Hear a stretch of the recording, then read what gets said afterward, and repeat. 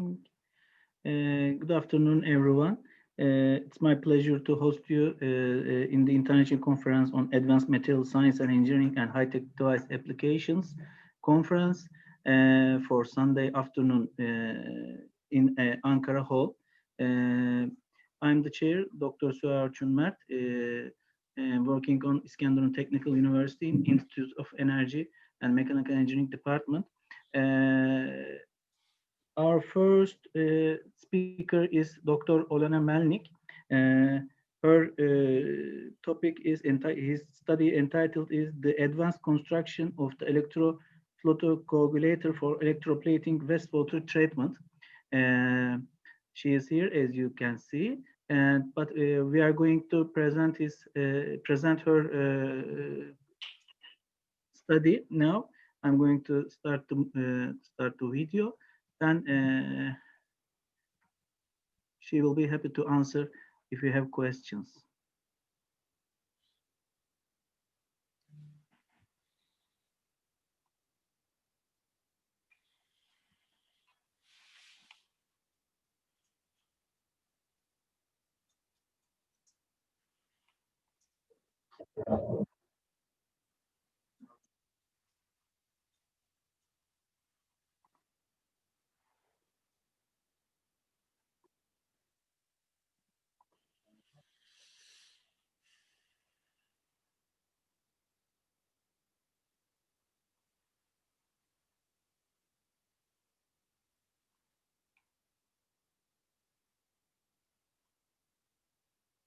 That we are open for any.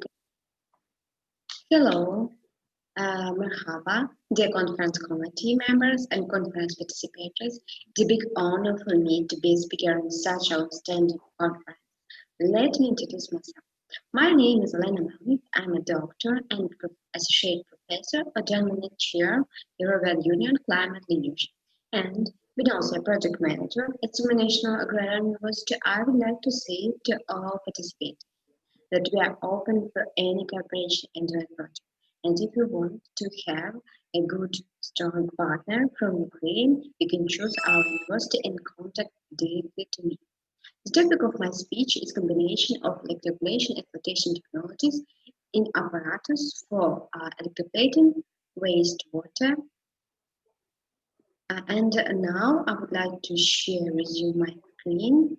Just a minute.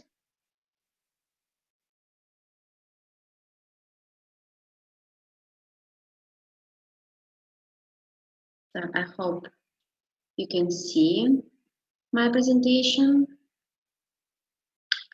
So, despite the global problems affecting the world economy, like COVID-19, military conflicts, and migration, the world's manufacturing capacity continues to grow. And according to the global industry analytics, over the last years, the electroplating industry increased its manufacturing capacity by 12%. By 2024, the electroplating market should reach $70.4 billion. Today, eco-friendliness is one of the 5 key trends in the field. And as it shown in the slide, there is a huge loss of wastewater, of water and other components in the process of electroplating. And electroplating has different effects on wastewater depending on the kind of electroplating. However, one of the most dangerous involves chromium electroplating. Transforming activity of silver and chromium results in its high toxicity and significant migration potential in the environment. Toxicity of chromium 6 plus in living organisms is expressed by growth retardation, slow metabolism, genetic, genetotrophic, embryotrophic changes. Chromium compounds are classified as cancerogenic. Chromium has been implicated in several human illnesses. So, as you can see, chromium is a bad stuff. As it is presented on my next slide, just a minute. There is several methods for treating chromium contaminated water. Electrochemical methods have a number of advantages because they are ecologically friendly and don't contain secondary contaminants, such as anionic and cationic remains, which are characteristic for reagent metals. Electrochloration is considered the most accessible method to be introduced to the treatment of chromium contaminated water. And several years ago, my team and I developed electrochloration equipment with a fast contact surface for providing wastewater purification. It is similar to this picture that you can see on the slide, but without teams 13 and 14. Our electrocoagulator consisted of cylindrical, made of dielectric polypropylene. The cathodes consisted of two steel plates. The anode was made in the form of perforated titanium mesh. Mesh material was chosen due to special properties titanium, weak adhesion to metal and non-metal deposits, and stability in the majority of environments. Electrochloration was designed in a way that the formation of electroequivalent from anodically soluble power in electrolyzers in an era omitted the need for a separate electrolytic bus. The main disadvantage of this technology was a quick build-up of slime in interelectrode space, resulting in overcurrent at the anode, which is accompanied by passivation of titanium anode and uneven current distribution. This also leads to the slowed down formation of hydroxy complexes along the central axis of the anodic chamber. We were trying to lower electrode resistance by reducing the passivation of titanium mesh, and we have improved the design of electrochelator to prevent the formation of channels and cavities in the near node, and it was equipped with a pressure flotation device. You can see it on the slide, tools number 13 and 14. Our nozzles were installed into the lower part of the apparatus and were used to saturate wastewater with the air and mix savings. Air was pumped using a special compressor. This caused improved performance in coagulation and flotation of the coagulant and an increased its sorption rate. We didn't need an additional saturation chamber, and water saturated with air directly inside of the electrochelator. Treated wastewater was recirculated simultaneously. As we expected, flotation prevented reduction of the size of the holes and a possible increase of voltage. Several sludge passed through the side hole of the mesh and sank to the bottom of the sludge collector. Our bulk electrode with metal sharing caused a large surface of fast contact, which intensified the treatment process. Due to the supply of rarefied air from bottom to top, the turbulent flow of electrolytes formed, which decreased the thickness of the diffusion layer, increasing the mass transfer coefficient. Here is a generalized schematic you can see of our process. When the iron anode is used for electrocoagulation, divalent iron cations are released into solution. After the accumulation of a sufficient amount of ferrum 2 plus cations, they partially reacted with equivalent chromium, reducing it to the trivalent state. This also decreases the stability of negatively charged colloids because the fusion layer thickness decreases, and so that potential that prevents particle agglomeration. Improved equipment for electrochloration indicates, in addition to the formation of hydroxides and their participation, a significant role of sorption capability of electrochemically generated hydroxides, which differs in structure from that format in reagent treatment. And on the next slide, you can see our results. They showed the reduction of covalent chromium to trivalent form. Also, we determined the degree of trivalent chromium removal, pH increase, anodic current outflow, and power consumption per 1 meter cubic of wastewater. And laboratory analysis of obtained precipitate samples showed that precipitates had stable structural characteristics, and assumption was made that chromium ions are strongly incorporated into the crystal structure of iron. Iron hydroxide due to the formation of ferrites. Unlike hydroxides of heavy metals, their freeze at room temperature are insoluble not only in water but also in dilute strong mineral acids and caustic alkalis due to special spinel structure. However, the chemical composition and formation conditions indicate the formation of layered double or even triple hydroxides, solubility product of which can be as low as 10 in 90 minus degree. Of course, there are some, just a minute. There are some disadvantages of our apparatus, and I can demonstrate it to you. For example, the closed-loop water system assumes water usage higher than 50 meters per day. At wastewater flow less than 50 meters cubic per day, recycling of treated water for international technological needs is not economically valuable. For small volumes, the design electroporation step can be used for local treatment before disposal into municipal sewer. So now, thank you for your attention. If you have any questions or suggestions, I'll be ready to answer you and to accept your offer for maybe future cooperation in this field or another field that connected with environmental protection. I'm looking for your answers.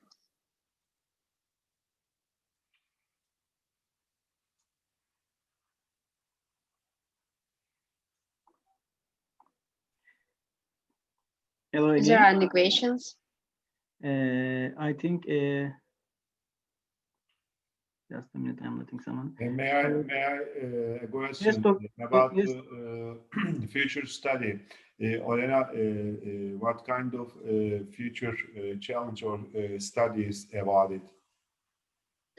Yeah, in the future, we are going to pay attention to the using of our sledge. We are going to investigate how can we use, which materials we can construct by using our sledge, because it's very important for especially for our region. There are a lot of sludge has been accumulated, and we are going to use this sludge. It's not just after electrochemical methods, but after reagent methods. And we are going to investigate how can we use this sludge for maybe construction and other kind, and find out other kind of using it. Do you have any collaborator in Turkey or other European or Asian countries?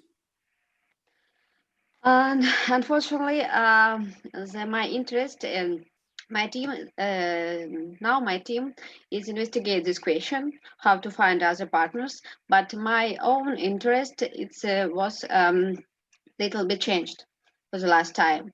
This year I won a grant for investigating climate changes. And it's my second interest, scientific interest, and I'm going to change my direction. And I hope, I don't know how to combine it. I will help my team, of course, to investigate some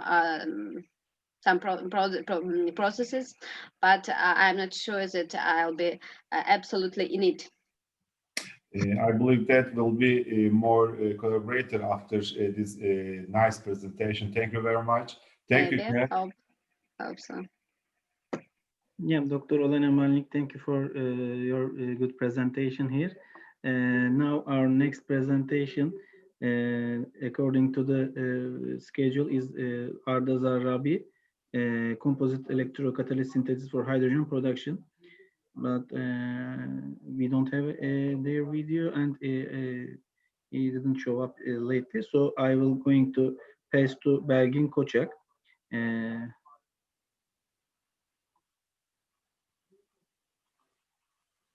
Miss Belgin. Hi. Hi. Can you share my video? Okay, I'm going to share your video. The title of the study is Effect of Aluminum Doping on Hydrogen Storage Performance, Elastic and Vibrational Properties of IRGA Alloy in B2 Structures. And now I'm opening. Please let me in just a minute.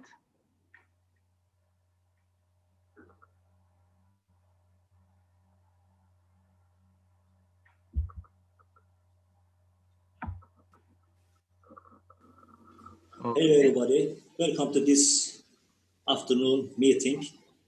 In this presentation, I would like to talk about the investigation. Actually, it's not my presentation. Anthracene and silicon oil.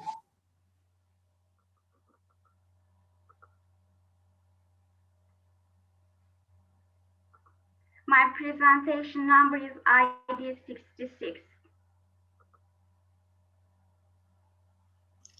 Hi.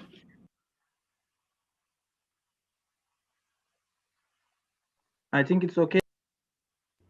Yes. My name is Belgin Koçak.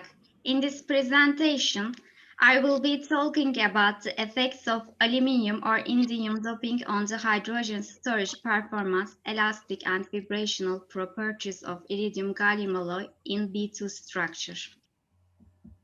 I would like to start with outline. Firstly, I'll give you some basic information about our motivation of this study, and then I'll give the obtained results respectively.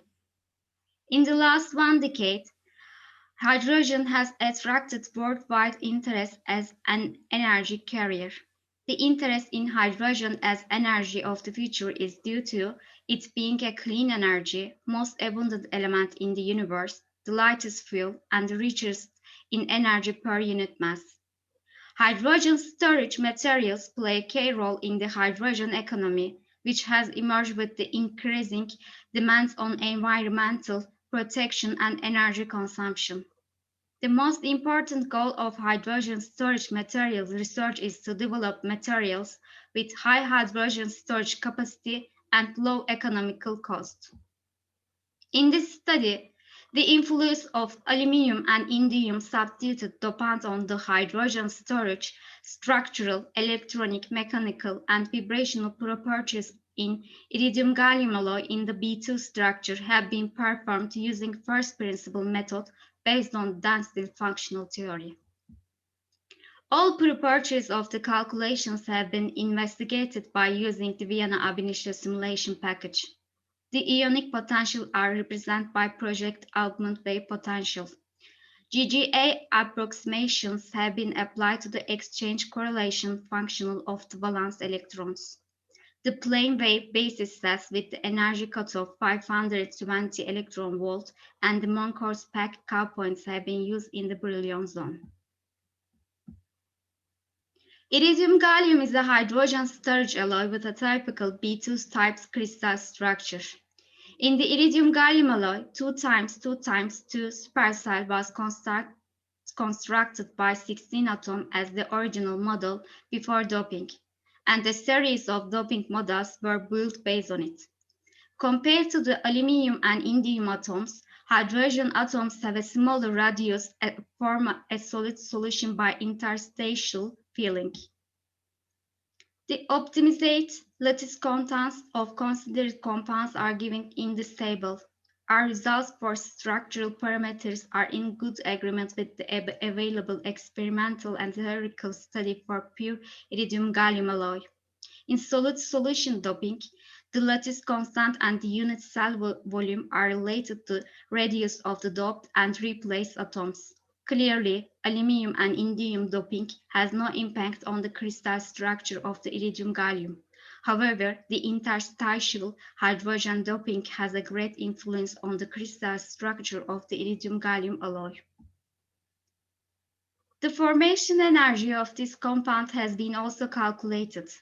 Negative formation energy indicated that all the considered compounds are structurally stable and synthesizable.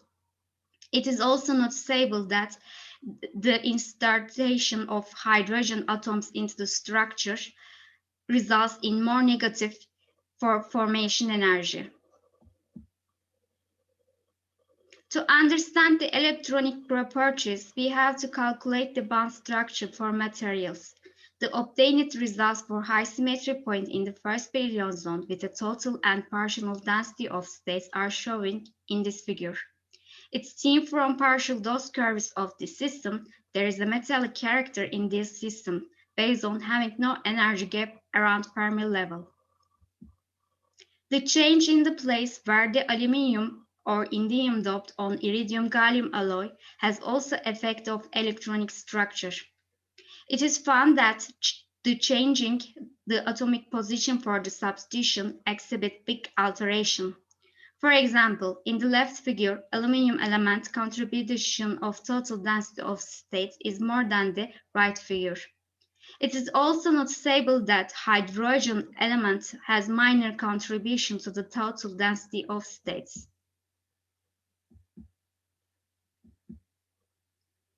The elastic constants of compounds are critical parameters to study the mechanical properties such as bonding within atomic planes, the anisotropic character of the bonding, mechanical stability, phase transition, the interatomic interaction, and much more.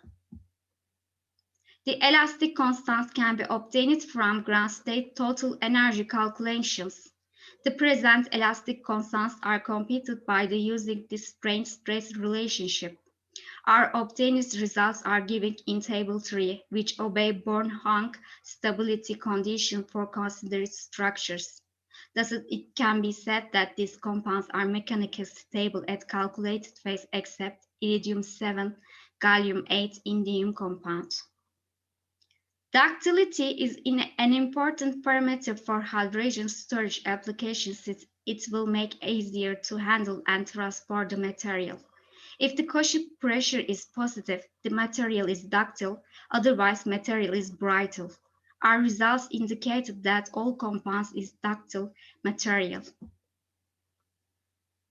There are two approximations methods to calculate polycrystalline modules, namely Voigt method and race method. Using the common relations, the Hill average was used to calculate polycrystalline modules based on the elastic constant of the calculated compounds, the bulk modulus, Sharp modulus, Young modulus, and the Poisson ratio of the crystal can be calculated.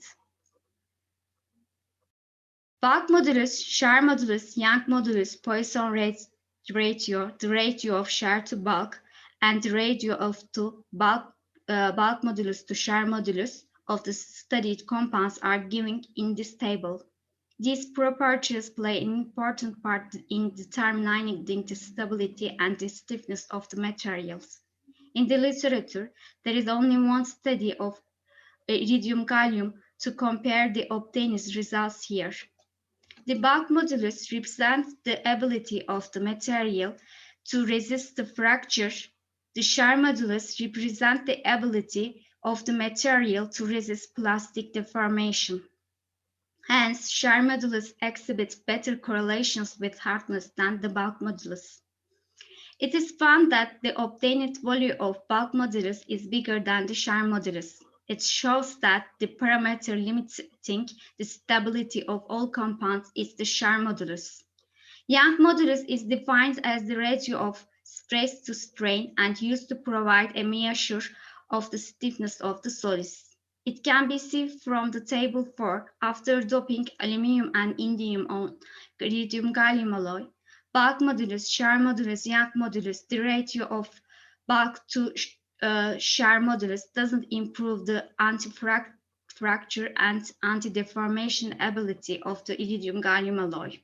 However, the value of bulk modulus, Sharp modulus, elastic modulus, Poisson ratio, and the ratio of bulk modulus to Sharp modulus change.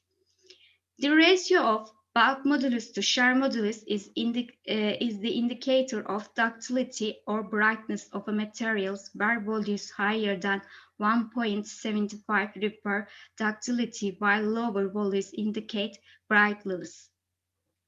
Although all of the value of bulk modulus to Sharp modulus in table 4 are higher than 1.75, Hence, all considered compounds behaves in a strong delay manner. The Poisson ratio provides information about the bonding character of the material. The typical value of Poisson ratio is about 0.33 for metallic materials. So our considered compounds exhibit metallic behavior.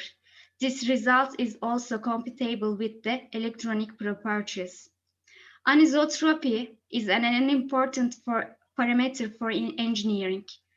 Affects the physical properties of the crystal. Our results reveal that all considered compound is anisotropic behavior.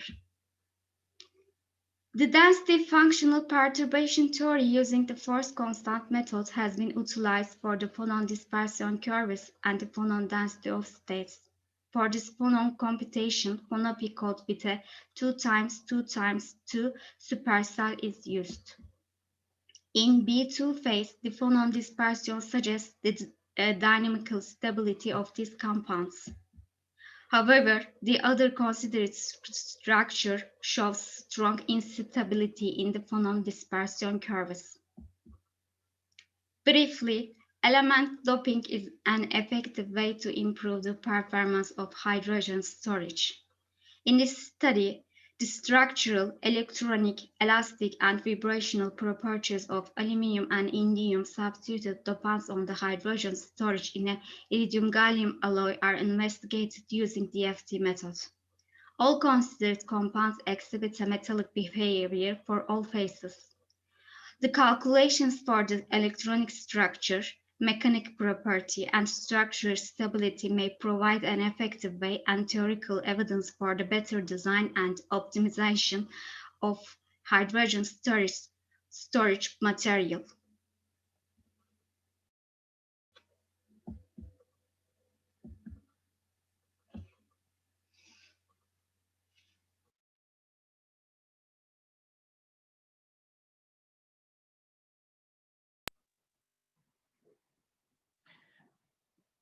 Thank you for this nice presentation, Ms. Belgin Koçak.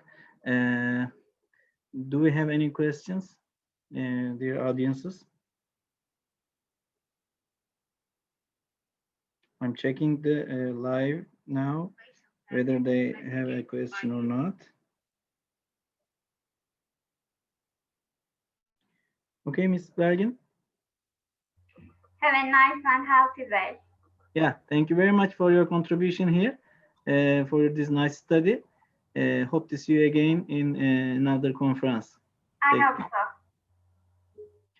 Now, our next presentation is going to be presented by Seyit Nurshan, which we cannot make it yesterday to let presented. The study is experimental study on multinozzle impingement jet heat transfer for optimized rectangular fin heat sinks. Seyit, can you open your presentation, please? Yes, sir.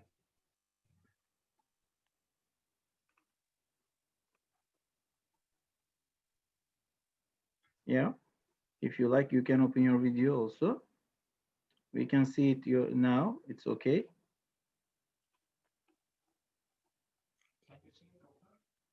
You can start anyway.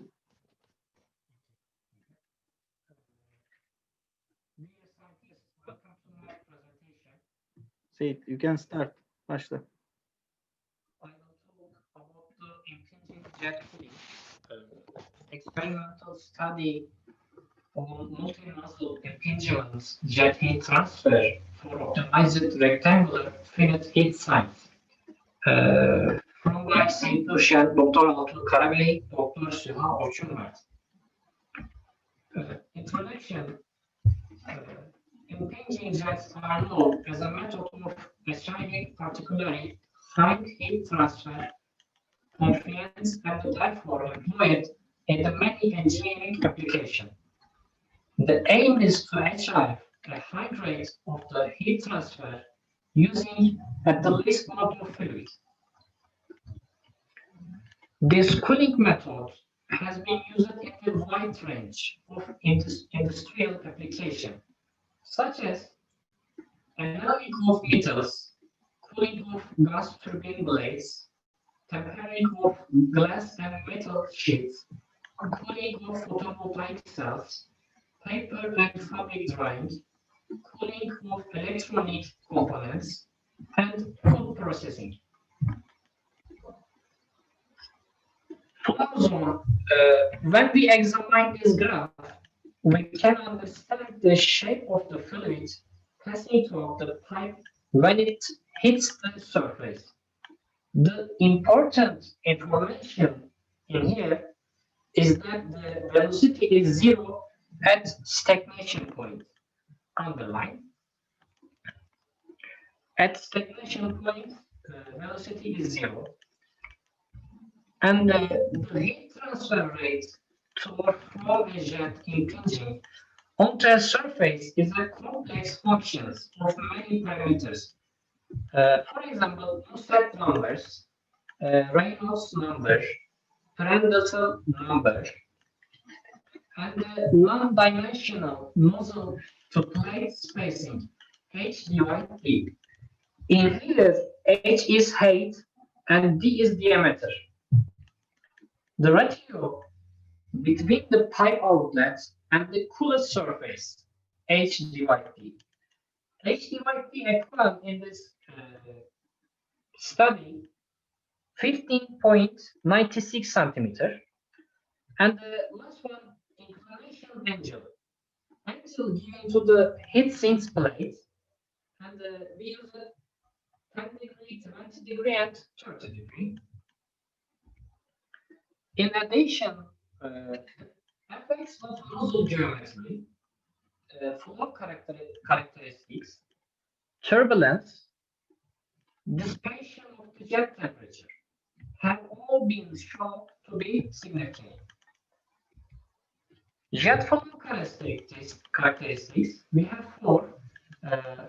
One, initial mixing region. Two, establishing jet. Three, deflection zone. Four, wall jet. There is a developing flow zone when fluid from the storages is entrained into the jet. Thus reduction the jet velocity. This mixing or shear region surrounds a core where the fluid velocity at the nozzle center line is almost equal to the nozzle exit velocity. The core region is often referred to as a potential core, even though the flow is not invasive. A common definition of the end of the core region is the point where UM equals 0.95 U. A core length of 6 nozzle diameters has been suggested by Gunter et al. 1970, based on a survey that covered a large range of the turbulent Reynolds numbers. Other one, at greater nozzle to plate spacing, the axial velocity is reduced with increasing distance from the nozzle exit. In analyzing by Schleiting 1968, showed that the flow of the center line velocity and the jet half width of the jet where U equal UM divided 2 will be directly proportional of the axial distance from the end of the potential core. Other one, the region near the impingement plate is often referred to as the deflection zone, where there is a rapid decrease in axial velocity and the corresponding rise in static pressure. The measurement of Tani and the plus 1966 showed that the zone. Dear Chair, I'm very sorry. Dr. Suha? Yes, I'm here. I think there is some problem in the voice. Can you Help the presenter speaker, please. Do you hear me? I couldn't understand a lot of things because of the voice. Okay. I will try Dear Said, please speak closer to the microphone because your voice is fluctuating. We cannot understand you easily. Okay. Mikrofona biraz daha yakın. Okay.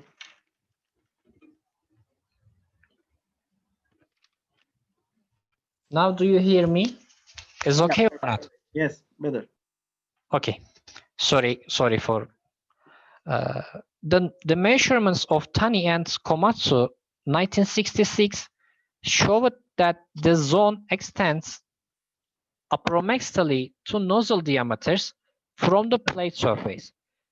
Gerald et al. 1977 proposed a value of the 1.2 D for the height of the declination zone. Other one, within the wall jet the transverse velocity profile shows that the local velocity rises rapidly to the maximum near to the wall and then falls at the greater distance from the wall. The wall jet exhibits higher levels of the heat transfer than parallel flows. This appears to be due to turbulence generated by the shear between the wall jet and the ambient air, which is transported to the boundary layer at the heat transfer surface. Experimental setup. In this study, previously 8 parameters which affects the optimum operating conditions of the heat sinks determined by Taguchi experimental design method. In here, A is pin fin white, B is a heat sink plate angle, C is pin fin height, D is horizontal distance between fins, E is vertical distance between fins, F is a vertical distance between silos, G is horizontal distance between silos, H is a velocity of refrigerant. I will show you next one. In here, pin-fin heat sinks used in this work. 18 different models are seen in the photo is left side. The modeled version of the design and its designations are shown in the photography at the right side. I will show, for example, A. A is horizontal distance between the fins, left fins and right fins, horizontal distance, and C is vertical distance between fins, vertical distance, and E is vertical distance between the silos, one silos and second, vertical, and F horizontal distance between the silos, one silos and other silos. B is pin fin white, and alpha is heat sink plate angle.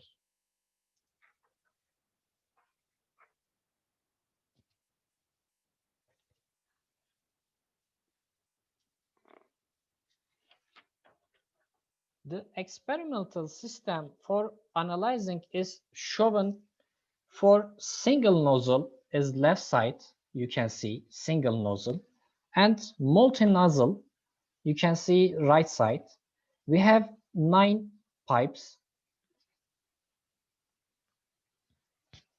Experimental setup, if I can say step by step, first step is heat sink surface. Heat sink surface is heated by power supply. And the second step, the refrigerant fluid hits the surface in here from the pipe. The third step, refrigerant fluid, velocity determined by velocity meter. We have a velocity meter.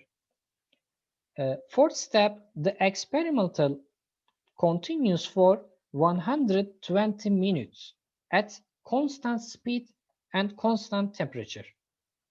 Fifth step, after 120 minutes, an image is taken with a thermal cam. In here we have thermal cam. And the last one, yani final step, is thermal values are obtained by analyzing the thermal image on computer.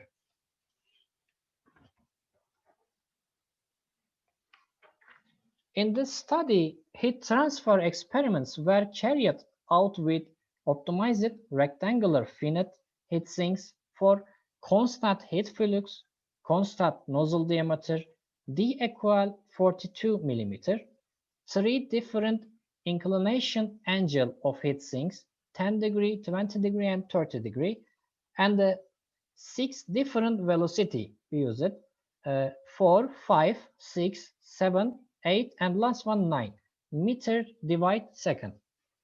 For performance of the cooling applications of these experiments were aimed at determining the most effective inclination angle of heat sinks and velocity of jet.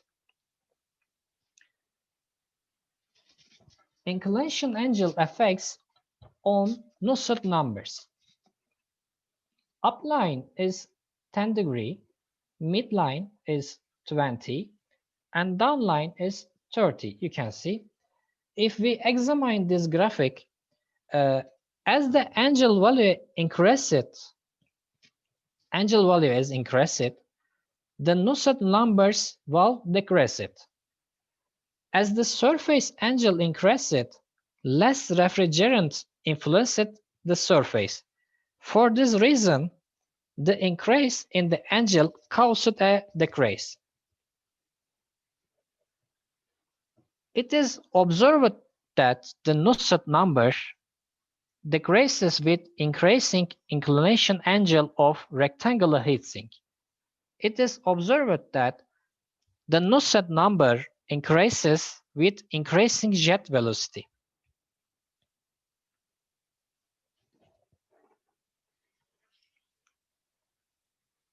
Upline is rectangular heatsinks with pin fin, and downline is flat plate, yani without pin fin, just plate.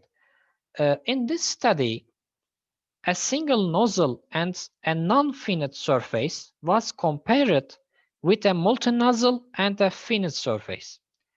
The surface area has increased with the finite surface design. Heat transfer and Nusselt number increased. For example, Q equal H cross A cross delta T. A is area. We use the pin fin and upper the area. If you upper the area, your Q must be up. Variations of the Nusselt numbers with Reynolds numbers for 10 degree. Inclinations angle for rectangular heat sinks and flat plate. Considering the same velocity values, it has been observed that the heat transfer values of the rectangular finite heat sink are better than the heat transfer values of flat surface, and without pin fin. It is observed that the Nusselt number increases with increasing jet velocity.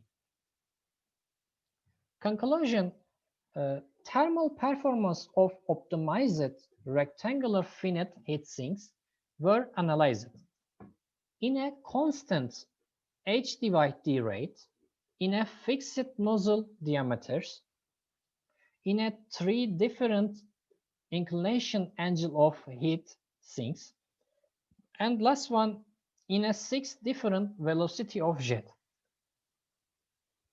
It is observed that the Nusselt numbers decreases with increasing inclination angle of rectangular heatsink.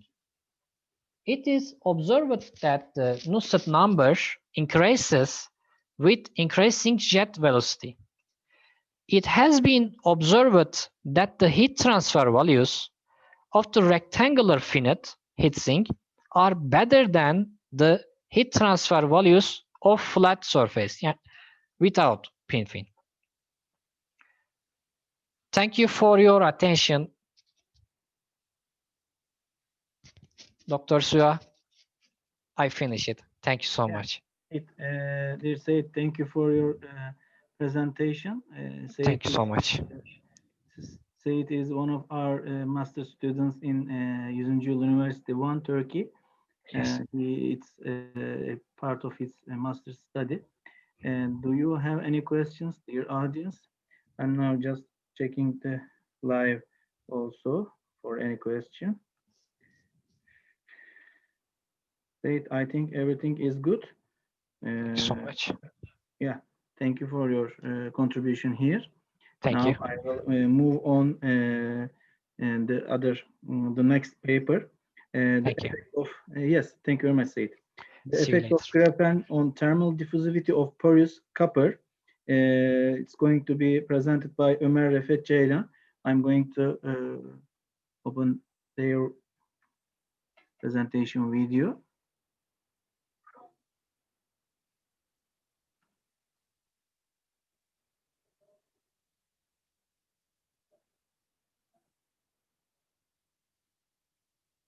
My name is Ömer Refet Ceylan, and I am a PhD student in Tob University of Economics and Technology at Micro and Nanotechnology Department.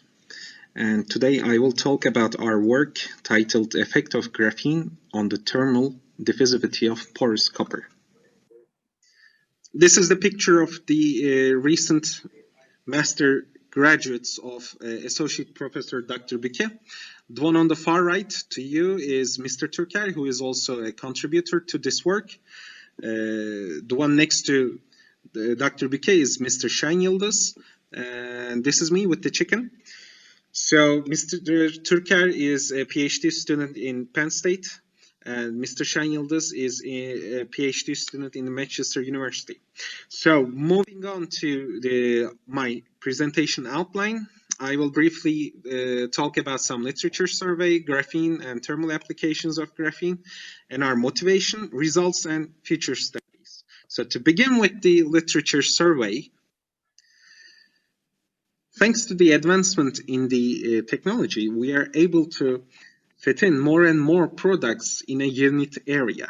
So this means that we have faster and more efficient products. However, this causes another problem. So there are increased current loads in these systems, and increased current loads comes with heat generation. So this is the commercial picture of an Asus computer. It's a motherboard and where you place CPU, and the bright gray part is the heat spreader combined with the CPU. So it's basically the heat spreader lies on top of the CPU processor, which is called by a thermal interface material. It's a thermal paste or solder compound. And on top of the heat spreader, there is a heat sink, which is cooled off by a fan. So, and the basic schematic of it is like this. So there are heat transfer by conduction, heat transfer by convection, and radiation if you follow the arrows. And to remove the heat on processors, materials with high thermal conductivity are used, such as copper, such as aluminum. However, this increased heat generation causes these conventional materials are becoming inadequate to remove the heat generated within the system. Therefore, searching a new alternative material for this problem has become a must. One of these materials is graphene. Graphene is just one layer in graphite, and it is a 2D material of carbon. And by stacking on top of each other by weak van der Waals bonds, they create graphite. So it is called 100 times stronger than steel and a perfect thermal conductor, and so on. So it has many properties such as high mobility, mechanical strength, thermal conductivity, transparency, and gas permeability. And these properties are rising from the atomic structure of carbon. And although that the work conducted by Sir Geim and Sir Novoselov in 2004 can be considered as rather old studies, and there was a rush. Now it's losing its popularity. It's actually not, because we are still trying to harvest all these properties from graphene, and it still has its popularity. And this is the cover of Advanced Materials journal in 2020. So scientists are still trying to understand how to apply and manipulate these properties of graphene with other structures. So how do we synthesize it? We have mainly two approaches. One is step-down. Most popular ones are Scotch tape method, Sir Geim, Sir Novoselov, and wet chemistry method, or we can use bottom-up synthesis techniques such as the silicon carbide decomposition or chemical vapor deposition. Which one to choose? Of course, again, depending on the what we want, depending on the application. Do we want something with high quality but just in lab scale, or do we want high surface area, or do we want high electrical conductivity? So I want to talk about the thermal applications of graphene.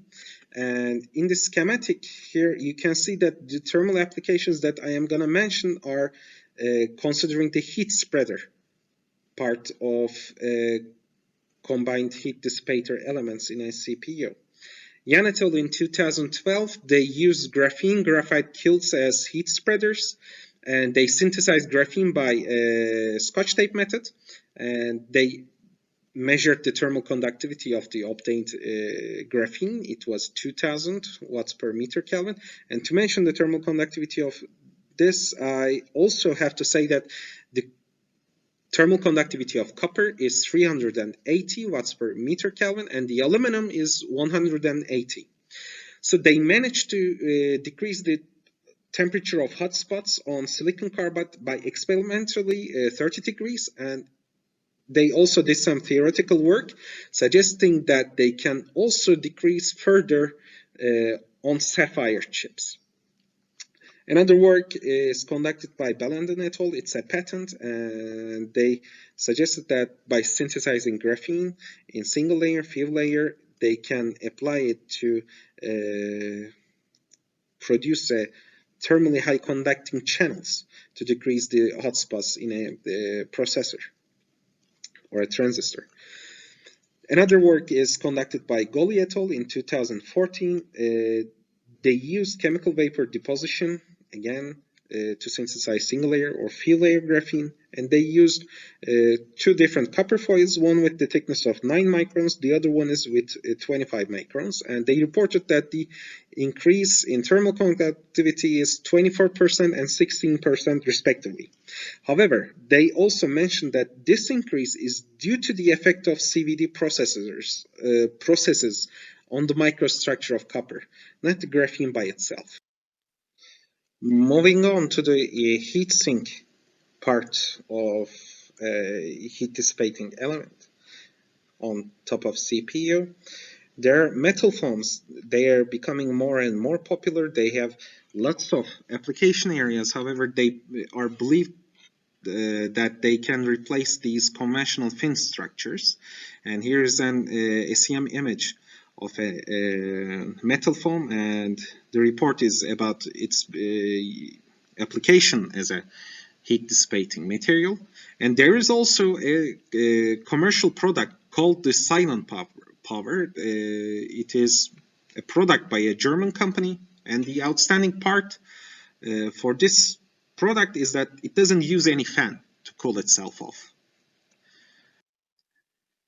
Another study in the literature is conducted by Rowe et al. In 2015. What they did is they used chemical vapor deposition process to synthesize graphene on copper powders, and the copper powder sizes were around 5 microns, and they reported that they increased thermal conductivity a little bit in the room temperature. However, the thermal conductivity is drastically increased compared to the only copper structure at elevated temperatures. And they carried out another very nice work. They combined copper with reduced graphene oxide. It is obtained by a tap-down approach, wet chemistry approach, and they again reported increase in the thermal conductivity.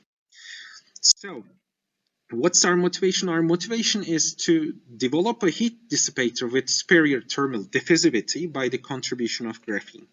And by doing that, we want to understand the effects of process parameters on the synthesis of graphene on copper powders and changes in the thermal diffusivity by the presence of graphene. And our laboratory's first work was on copper foils and the process parameters on copper foils. We first fixed them, and the work belongs to Mr. Şen Yıldız and others, again, our professor. If you wish to read it, it's also a very nice study. And our other work was using these copper foils to synthesize, to produce laminate structures to be used as a heat spreader. But there was a problem with that. We did not contribute as much as we would estimate in the beginning to the thermal diffusivity of these layers, and we took help from another group in Tob University of Economics, Professor Ören's group. So they did some theoretical works by using MATLAB and C++, and they told us that in order to observe a increase in this combined structure with graphene, the layer of graphene thickness to the copper thickness should be at least 1 to 20, meaning that we have to increase our graphene amount in the system by a lot. And considering by a lot, what by a lot means, that if we synthesize it on a copper foil, it is around something like 1 to 400. So that's why our motivation of this study was to synthesize graphene on copper powders, because copper powder means that there's lots of surface area in the system, and if you have more surface area, therefore you would be having more graphene. So we used two sizes of powders from two different companies. Both of them are spherical. Purity is very close to each other, and one is 305 mesh, the other one is 625 mesh. So, our results. We manufactured some graphite crucibles to be used in the system. So we just put the powders in this graphite crucible, and we applied the CVD processes. We heated under hydrogen atmosphere, annealed under hydrogen atmosphere, and we introduced methane to synthesize graphene. Then we cooled to room temperature. Here you can see our initial CVD parameters.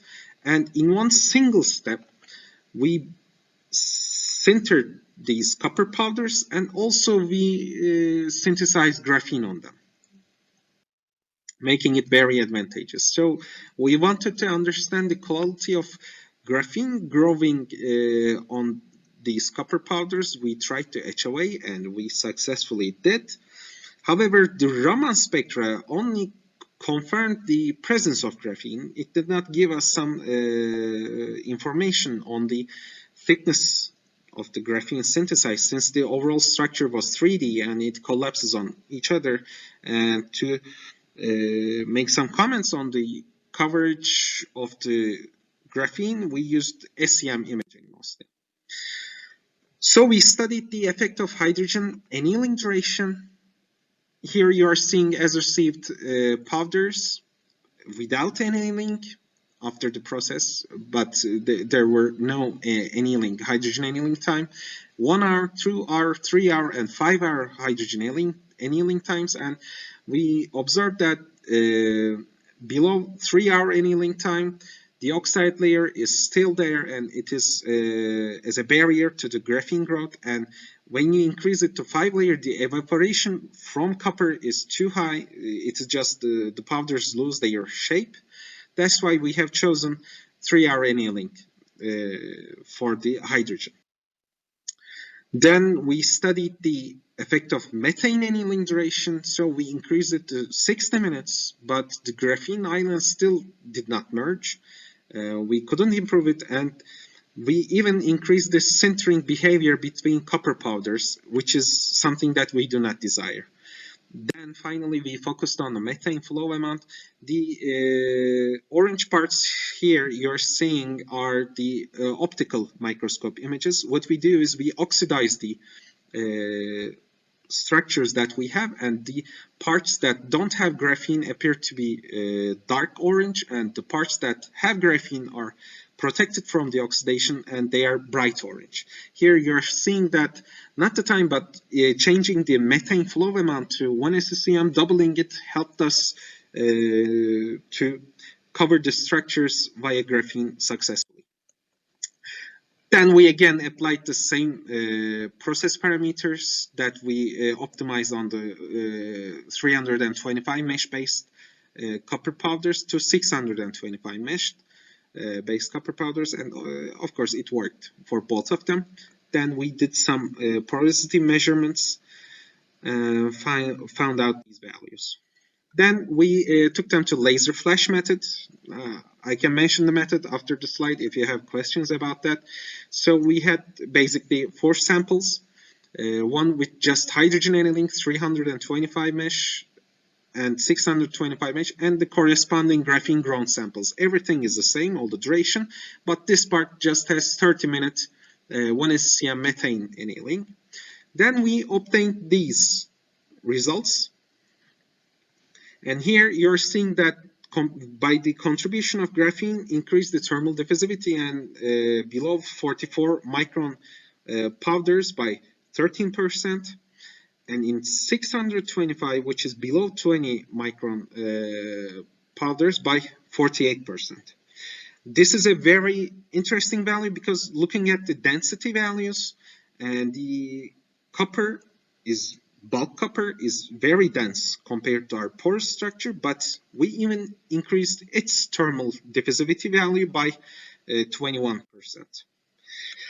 So we studied the CVD process parameters on copper powders thoroughly. As I mentioned, the increases are 13% and 48%, and compared to the bulk, it's 21% by the presence of graphene. And that 21% is very valuable with the other results, of course, because it is compared with the bulk structure. The one we had was a porous structure, and in electronics, it's very important to have a lightweight product with also some superior properties, considering the heat removal. And another beneficial of graphene, and that's why we are thinking that we are observing this all properties, is that it also protects the overall copper from the oxidation. And it is one of the most important problems of its application. The copper oxidizes very quickly and loses its performance over the time. So for the future studies, we are planning to use even more different sizes of copper powders to investigate this effect, and it will of course change the porosity and the graphene amount, and we believe that they will of course again prevent it from against corrosion, and we also want to show that in an actual setup. We again can combine the wet chemistry graphene with copper. We have our own recipes, and we wish to use these structures in an application setup by using some thermal imaging. As Roll et al. Did, we can show that. So this is our group. I want to thank everyone in this group, whom are my second family, and of course my advisor and Mr. Türker.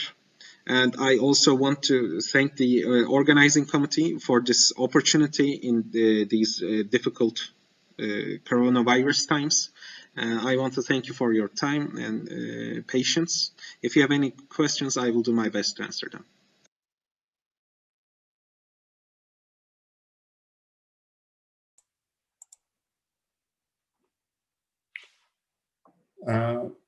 Dr. Sefa? Hello. Suha? Yeah, Dr. Ateş. Are you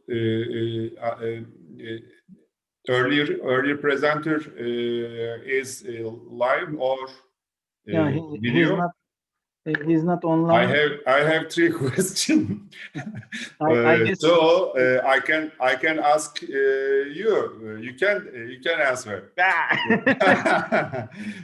Thank you very much. It was a very good presentation, as you know. Now, in your session, Ceyda Kevser will present in your suitable time. I am inviting her.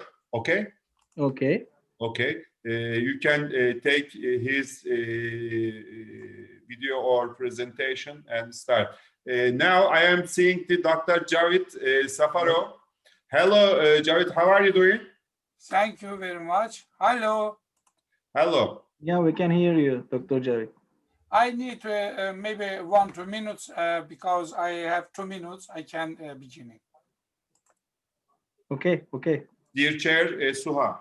Yes, please. Yeah, now our next presenter is going to be Javed Safarov. We are waiting for him to get ready. His study entitled Thermophysical Properties of Omics Mixtures. By the way, regarding the previous presentation, I think we can ask them by mail. You can find contact information of the presenters in the abstract book and in the UNAM web page also. Dr. Javed, you can. I am ready. Okay, you can start whenever you want. We are waiting for you. Firstly, please share your screen with us. 1 second. I will firstly say something in Turkish language. Okay, perfect. Rostok'tan bütün Türk kardeşlerimi salamlayıram, bağrıma basıram. Sağ olun. Sağ ol Cavit Hocam. Biz de seni ve bütün Azeri kardeşlerimizi seviyoruz, onları destekliyoruz ve hepsini bağrımıza basıyoruz. Onlar bizim hürmetli kardeşlerimiz. Sizlerle bile. Now I can choose my presentation. 1 second, I will share it with you.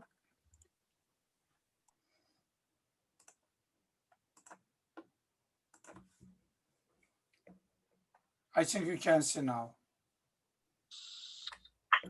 Yes.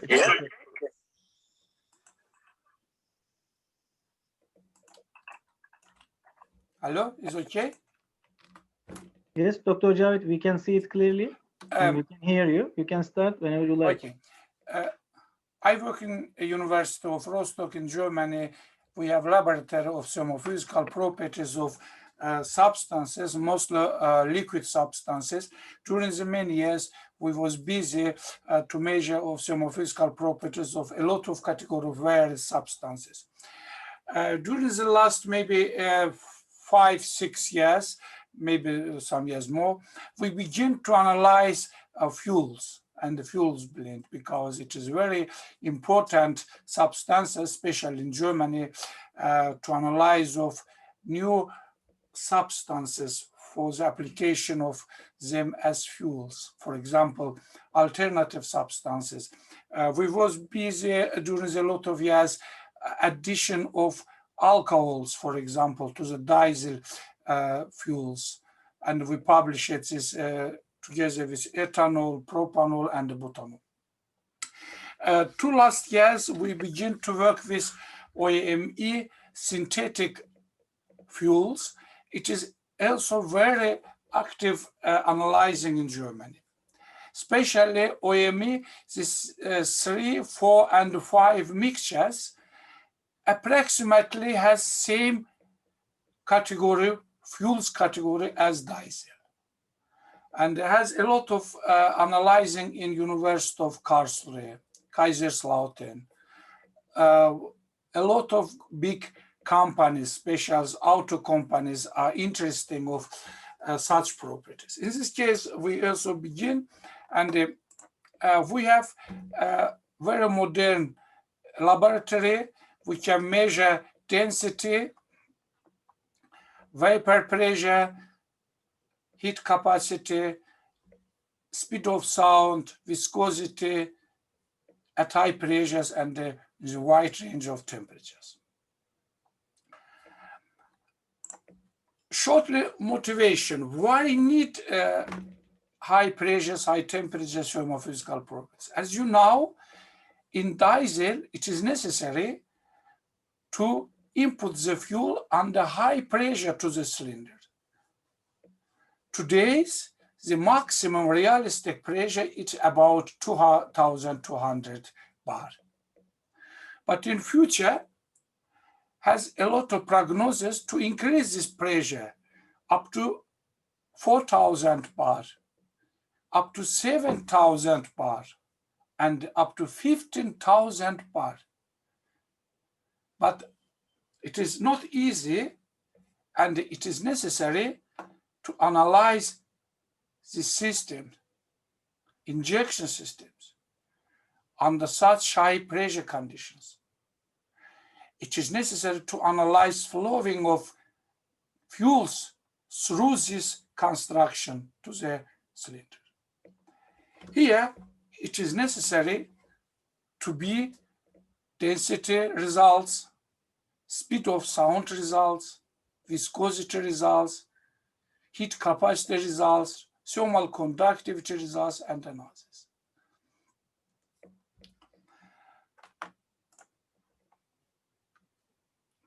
This slide, I said something before, but I can repeat again, has a lot of possibility to use alternative substances as fuels, but has a lot of technical conditions, a lot of technical norms. We cannot use any substance as fuels. Yeah, it is necessary to analyze this all norms, all these properties, and only after it will be standardized and it will be applied in the fuel systems. Oxymethyl has some analyzing. For example, was conference in Germany has some thermophysical properties analyzing. I can show this table from this book, and you can see, but not high pressure results. Absolutely. We are first in the world analyzing of systems up to 2,000 bar, realistic now, and we have special installation, new constructed special installation. We will do this substance up to 4,000. I will show you this installation now also.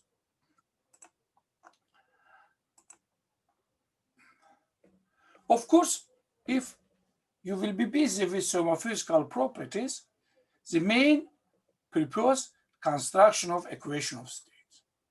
If you have equation of states, you can easily calculate all possible thermophysical properties.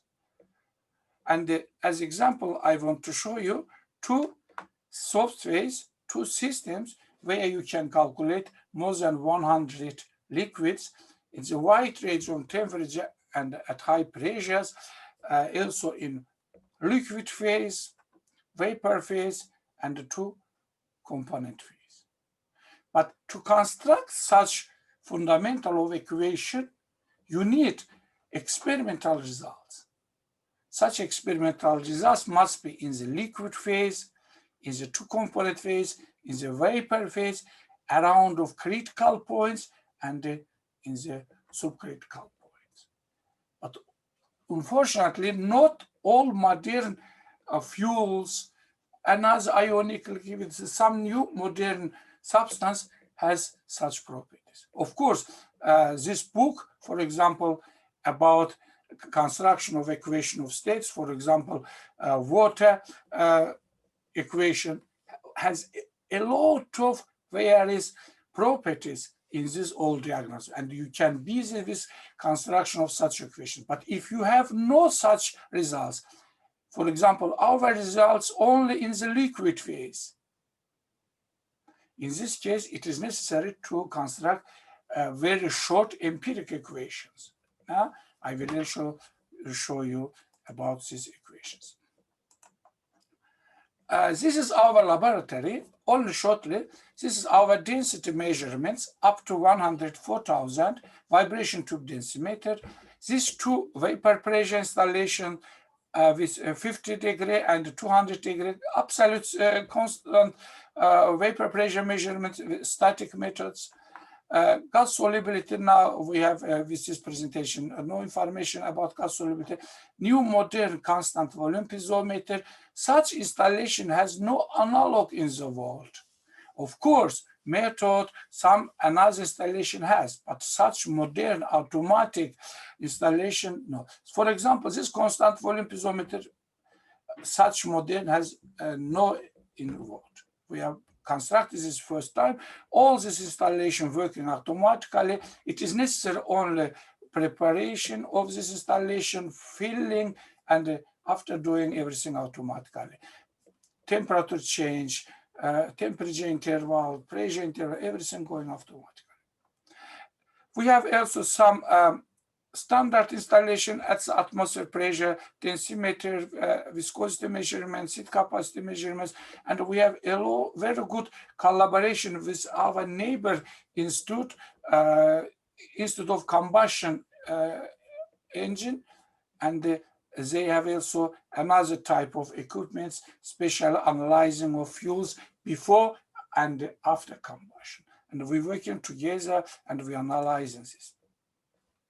I want to show you some films about measurements. For example, this preparation of substance. We're degassing of substance very carefully, and we're working only without air. We have no air, and you see. For example, filling of substance to the system. Again, going without air, only in the vacuum. In the top side, this is vacuum because fuels has very high temperature, boiling temperature. In this case, we have no vapor pressure. Vapor pressure measurements. Again, we have no air. All these systems has only liquids and the liquid vapor. This is our new substances piezometer up to 4,000 bar, and you can see we have now realistic, for example, 3,200 around bar pressure. Then you see this is stay under constant pressure during a lot of time, and you can see temperature is very constant, and you can see this. It is very difficult to take 3,000 bar during the long time under constant pressure. It's very difficult.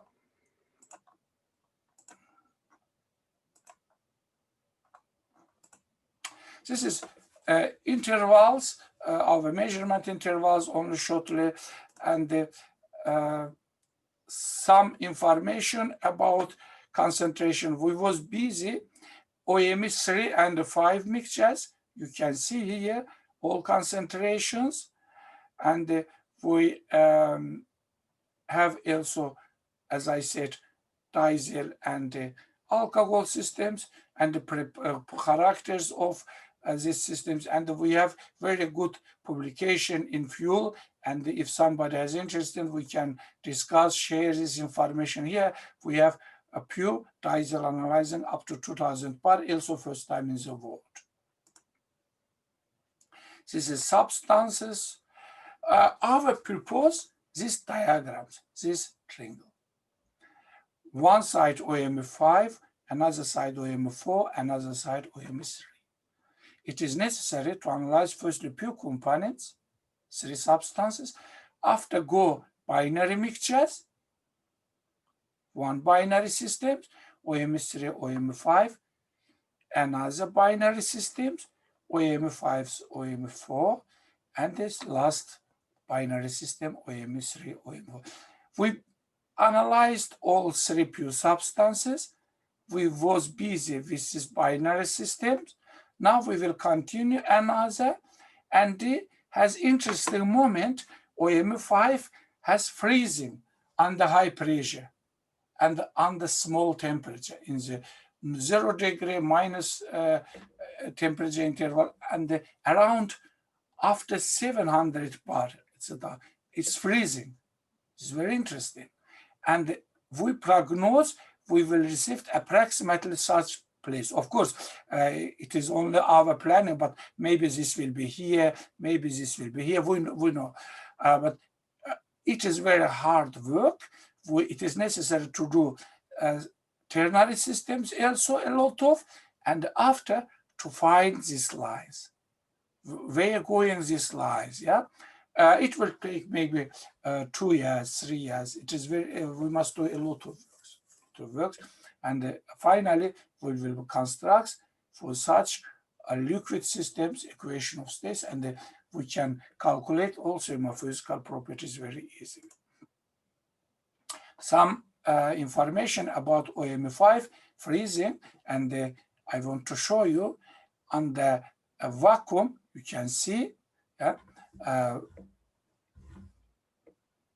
has various temperature intervals. It is also interesting. Freezing point, freezing temperature, not very constant. They have some corridor. It depends from everything, from speed of temperature changing, from speed of this rotation, from another atmosphere conditions. It is difficult to say. Now I will show you the freezing going during the very small part of seconds. It is very difficult to find. And you will see during the 1 second, maybe part of seconds, it will be freezing. Please look around seconds for 34. Yeah, you can look around this second will be shortly freezing.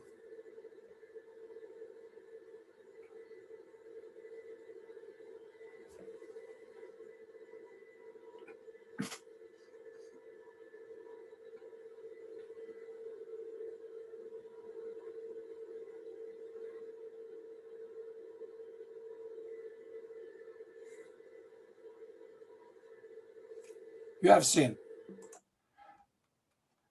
This is in one temperature, and we are going from small temperature to high temperature, and we find, for example, one temperature. After, we continue return, and from high temperature to the small temperature, but not crossing in the same temperature. You can see it is different temperatures. It is necessary to analyze. Why? It is very interesting for the application. You can inject this pure OM5 to the cylinder, to the injection systems, and it will be freezing. It will be closed tubes. It was 2 times closed my tubes in density measurements. I opened everything. It is necessary to analyze this high pressure border and this is small temperature border for the OM5. OM3, OM4, it's normal substances, no freezing, everything going good. You can see this is density measurements after 200, for example, in 20 degree. You can go through pressure, but it goes return. And we have, for example, 300 pressure, but during the sometimes, slowly, this is 100 minutes. After 20 minutes, this is 120 minutes, this is minutes, yeah? During the 20 minutes, in same temperature, pressure not constant, they go down. Why? It's freezing, volume is smalling, and the vibration is changing. For example, 60 degree, 200 degree, 120 degree, it is necessary to analyze this substance very carefully. We are only in the beginning phase. Again, preparation of substances, it is necessary to work only under vacuum, no air. And we prepare two different substances in two different colbs, and we've connected it.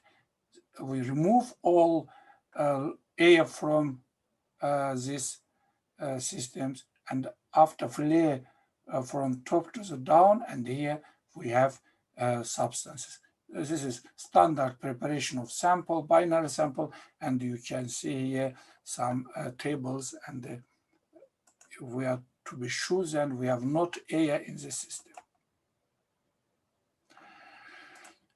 Firstly, it is necessary to make very carefully atmosphere pressure density results because we have installations. If you go to the high pressure, every time high pressure, it is difficult to measure pressure because we have membrane systems. If pressure range is big, membrane must be very big, and the deformation is very difficult. In the small pressures, we have big uncertainty. In this case, we are measuring our substances in atmosphere pressure very well. After we know what is our ideal results, and after we go to the high pressures. If you look here, some results, literature results, but you can see this is our results, and you can see sometimes this is not correct in literature results. Yeah, we must measure very accuracy. Some density measurements for binary systems, and the empirical equation for the binary system under atmospheric condition. And you can measure some mixtures. After you can construct this equation, and you can calculate all mixtures here, all temperatures here, and you can describe all this area. This is only one pressure, atmospheric pressure. And after we go to the high pressures and say build, we will construct for the high pressure, and here will become pressure else. Excess molar volume is negative, is normal. If excess molar volume is negative, and we can apply this for the alternative fuels. If excess molar volume positive, it is some difficult to apply for the as fuels. This is our vapor pressure measurements. I have no times. I will shortly. If has somebody interest, we can discuss after this email and this online. It's no problem. This is our another. For example, this is vapor pressure equation. We can calculate vapor pressure in all temperatures and in all concentrations. This is our vibration tube density. For example, this is pure substance. This is OMS3, all pressure, temperature, density results. It will be done for all mixtures also. After, we will be connect all these results in one equation, and we will describe, for example, OMS3 with OM5 in the all phase, like as you have seen as in atmospheric pressure. The equation of states for one system, this is our equation of states. Yeah, describe high pressure, high temperature results for one system. After here, two coefficients will become concentration, and it will be equation of states for one binary systems. Calculation of thermophysical properties, our standard method. This is standard thermodynamics. We have only connected this equation. And if we have very good density results, we can calculate compressibility, thermal expansibility. After, we can calculate also heat capacity, also speed of sound. This is all necessary for the fuel properties. This is our heat capacity measurements, viscosity measurements, speed of sound measurements. And of course, all this installation is working automatically during the day and during the night. In night, I sit here at home in my bureau. I'm not sleeping, I'm looking, because technique can be changing everything. But we have camera connection, we have LabVIEW program, a TeamViewer program, and we controlling measurements every time. Temperature goes through down, top, after comes through down 2-3 times, and the end of computer stopping measurements, and the measurement is finished. I want to show our wide range company and university connections. We have very good connection with our universities in Turkey. For example, Gazi University, İzmir 9 Eylül University, Ege University, Erzurum University, Rize University. I can count during the last 10 years. I traveled a lot to Turkey. We have a lot of connection with our Turkish colleagues. Now, 15 October, we have also in Rostock online conference, Termam, now 9th conference. And also in this conference participated a lot of colleagues from Turkey. Thank you very much for your attention. Sorry, 3 minutes later. If you have some questions, I am pleasure to answer your questions. Okay, Dr. Javed, thank you for this. I must close. Yes, 1 second. It's okay. It's okay. I will close it. Yes, okay. Thank you very much for your presentation. Do you have any question, dear audience? Dr. Atesh, do you have any question?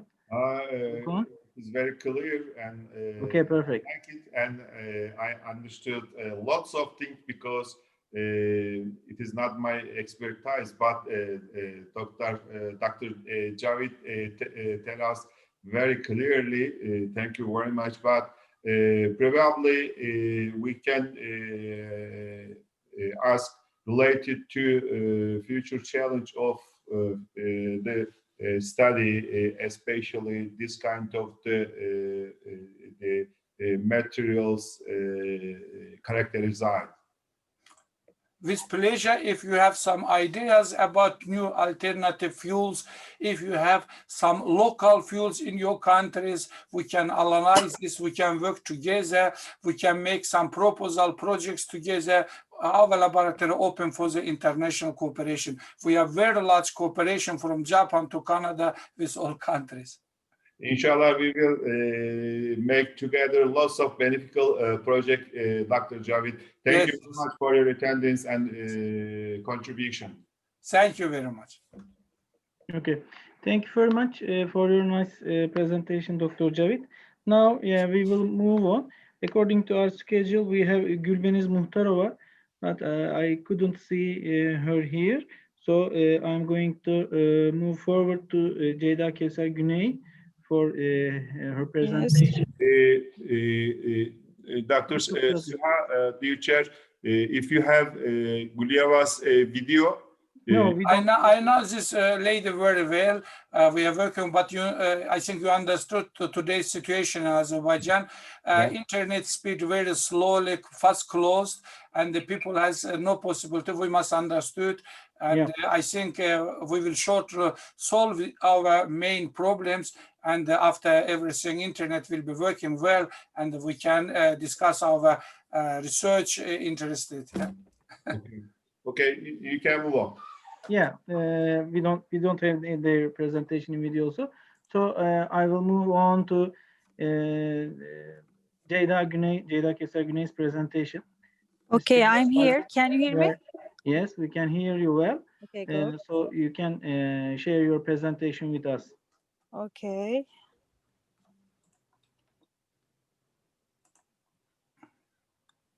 Okay, I have seen it, but I think you have to zoom in. Yes. Can you see it?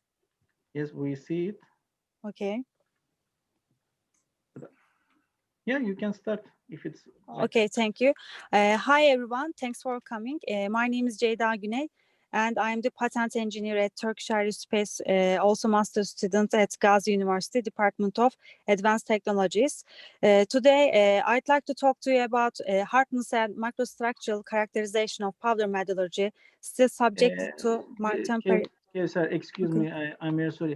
Maybe it's better to zoom in because it's very, very small, cannot read easily. It's a long page. I think it's a PDF or I don't know. No, PPT. We are seeing more than, no. I see you are on the phone. Okay, no, move on then. Yes, I'm fine. Yeah. Okay. May I continue? Yes. Yes, please. Okay, I'd like to talk to you about hardness and microstructural characterization of powder metallurgy, still subjected to Martin-Perry heat treatment. My presentation is divided into 3 sections. First, I'm going to look at powder metallurgy, following that using experiment methods, and finally, we'll look at results. My presentation will take about 10 minutes. To begin with powder metallurgy. Powder metallurgy is a method of producing parts by blending metal powders in certain proportions, compacting metal powders at room temperature in precise moles, as pressures appropriate to the required technical values, pressing, and roasting in controlled atmospheres, sintering. After sintering, processes such as calibration, deburring, lubrication, and heat treatment can be performed in order to produce parts with desired properties. Powder metallurgy production methods are completely different from other metal forming methods and are similar to ceramic part production technology. The process starts with the compression of the powders in both cases in a mold. The formed shape is roasted and gained the necessary strength. Thus, the material with the desired properties is obtained. Moving on to using our method, sintering and tempering is applied to the specimens to make the material usable. The purpose of the applied tempering is to improve the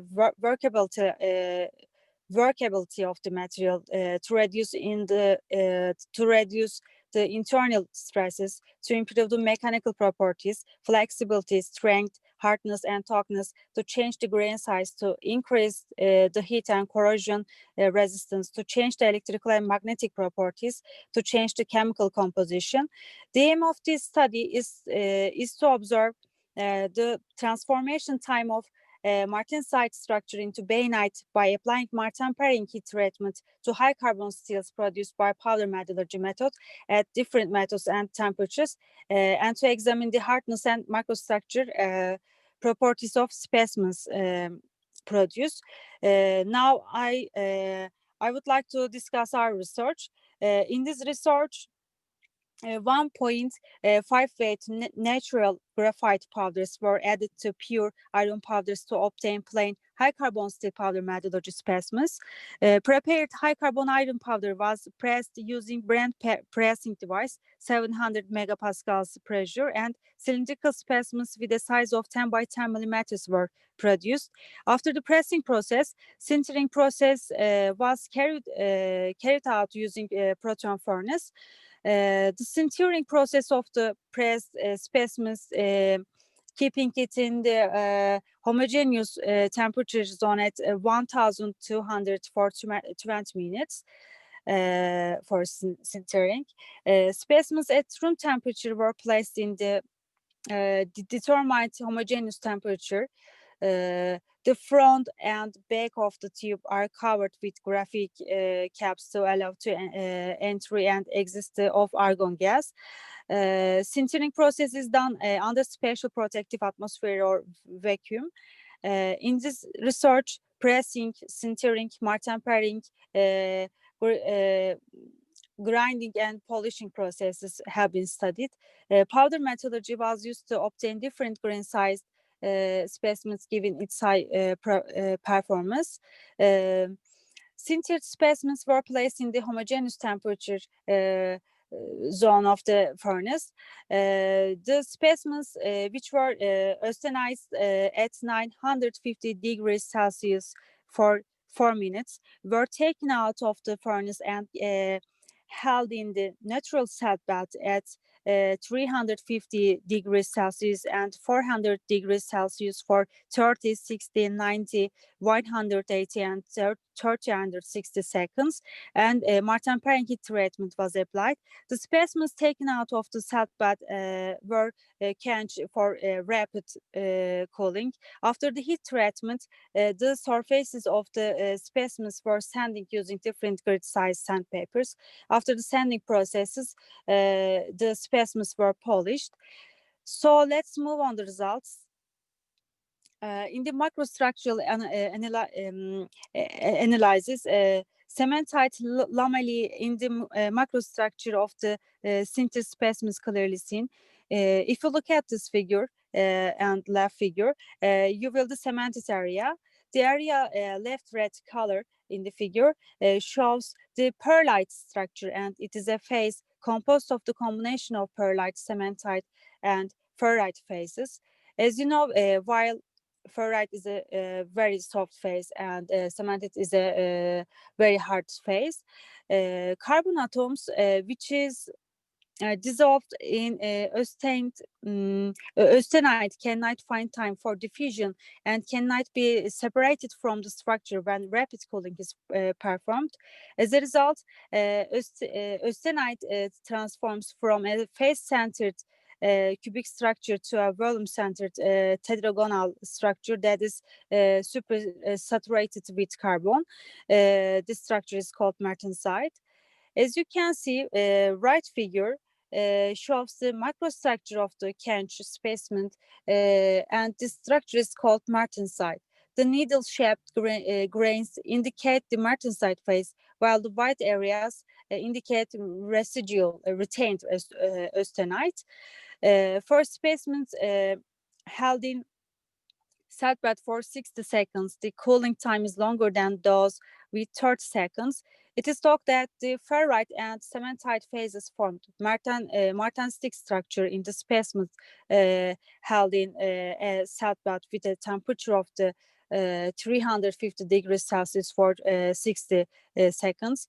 It's the talk that the structure is not exactly martensite in a salt bed with a temperature of 400 degrees Celsius, and there is less martensite than the specimen in a salt bath with a temperature of 350 degrees Celsius. The microstructure of the specimens kept at 350 degrees Celsius for 360 seconds is a given figure. Based on the hardness values, residual austenites can be considered to be present in the structure. Increasing the cooling time prevents the formation of the martensite in the structure, and the formation of bainite occurs. Considering the macrostructure of the specimen, it is assumed that the cementite and ferrite phases turn into bainite, and the martensite transformation decreases. And it is thought that the bainite phase is dominate in the structure. It can be concluded that the bainite structure formed in the specimen held at 400 degrees Celsius for 360 seconds is more than the specimen kept at 350 Celsius degrees for 360 seconds. In addition, considering the hardness values, it is known that the bainite phase is softer than the martensite phase, and it can be thought that the specimen kept at in a salt bath 400 degrees Celsius for 360 seconds, almost completely transformed into a bainite structure. It is found that the bainite structure formed in the specimen kept at 400 degrees Celsius for 360 seconds is more than the specimen kept at 350 degrees Celsius for 360 seconds. Furthermore, it can be thought that the specimen kept it in a salt bath for 400 degrees Celsius for 360 seconds, almost completely transformed into a bainite structure due to bainite phase being softer than martensite. And okay, that's all. Thank you for listening.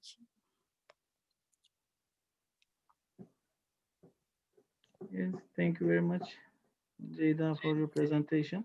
Thank you. Do we have any question, dear audience? Of course, we have. Okay. Jada, can you tell us the relationship between this microstructure and mechanical properties of the material?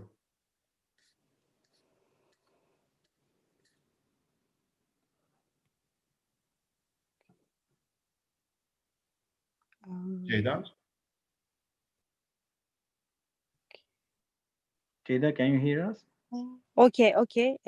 Yes, I can hear. Relationship with Relationship between mechanical properties and microstructure of this material you processed, heat treated after powder metallurgy. okay. I mean that, did you perform any mechanical test? Okay.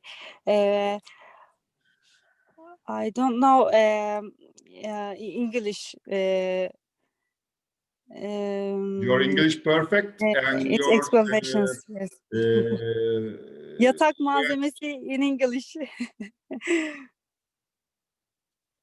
Okay. I think possibility every time to write in chat if somebody asks in English and it's not clear, it's necessary to write in chat and we will understand. Yeah, yeah, and you will be very good experience to present your study and discuss in this kind of the international conferences. Your study very good. I like it.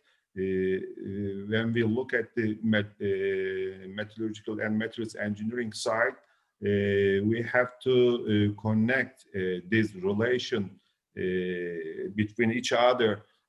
I mean that we have to explain your result, microstructural result depends on the mechanical properties or vice versa. If you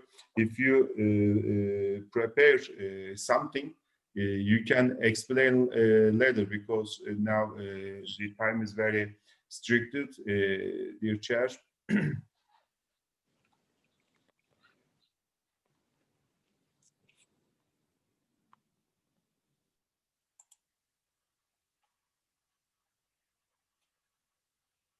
I'm going to move on to the following presentation, which is investigation of vibrating damping properties of polyanthracene silicon oil dispersions, which is studied by Gökçe Çalış. We have their video, so I'm going to show the video and share you my screen. So I'm trying to configure it now. Okay.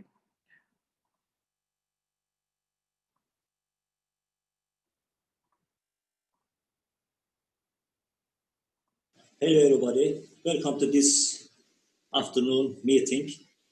In this presentation, I would like to talk about the investigation of vibration damping properties of polyanthracene silicon oil dispersions, which is carried out in Gazi University, Chemistry Department, Smart Materials Research Lab in Ankara.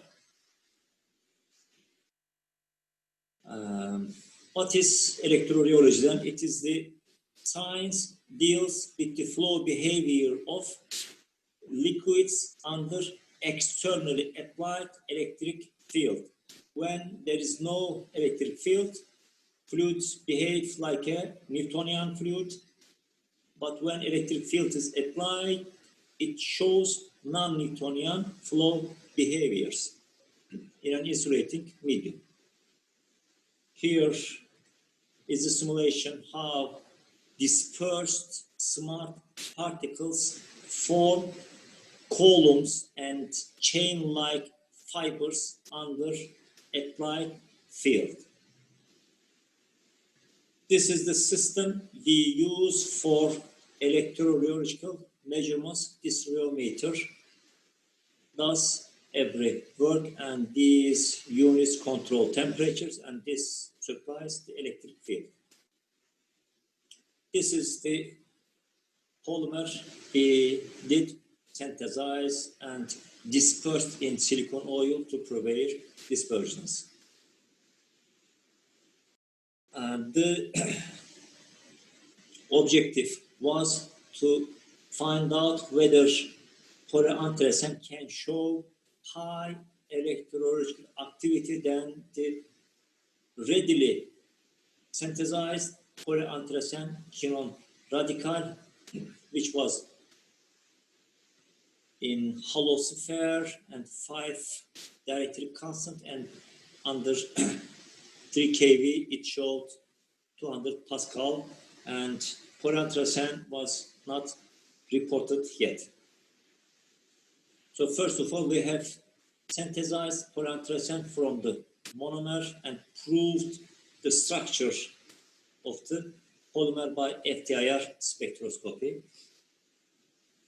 And we measured the average diameter of polyanthracene particles by dynamic scattering methods, and it was 0.6 micrometer. We have also determined the surface charge of polyanthracene particles by zeta potential measurements, and it was plus 19 millivolts, indicating that we can prepare stable colloidal particles from silicon oil polyanthracene dispersions. And conductivity was another requirement for these particles to be determined, and we have determined that polyanthracene particles show 10 to minus 4 Siemens per centimeter conductivity, which is well in the range of requirements for electrological studies. And then we measured the electrological response of polyanthracene silicon oil dispersions. We prepared 5 different concentrations, as you see on the screen, and we applied electric field at various strengths, measured the response as shear stress, and then removed the electric field, measured whether the system returns back to initial shear stress, and it was determined that they do return and do not deposit the applied electric field inside, which is a desired property in terms of industrial applications.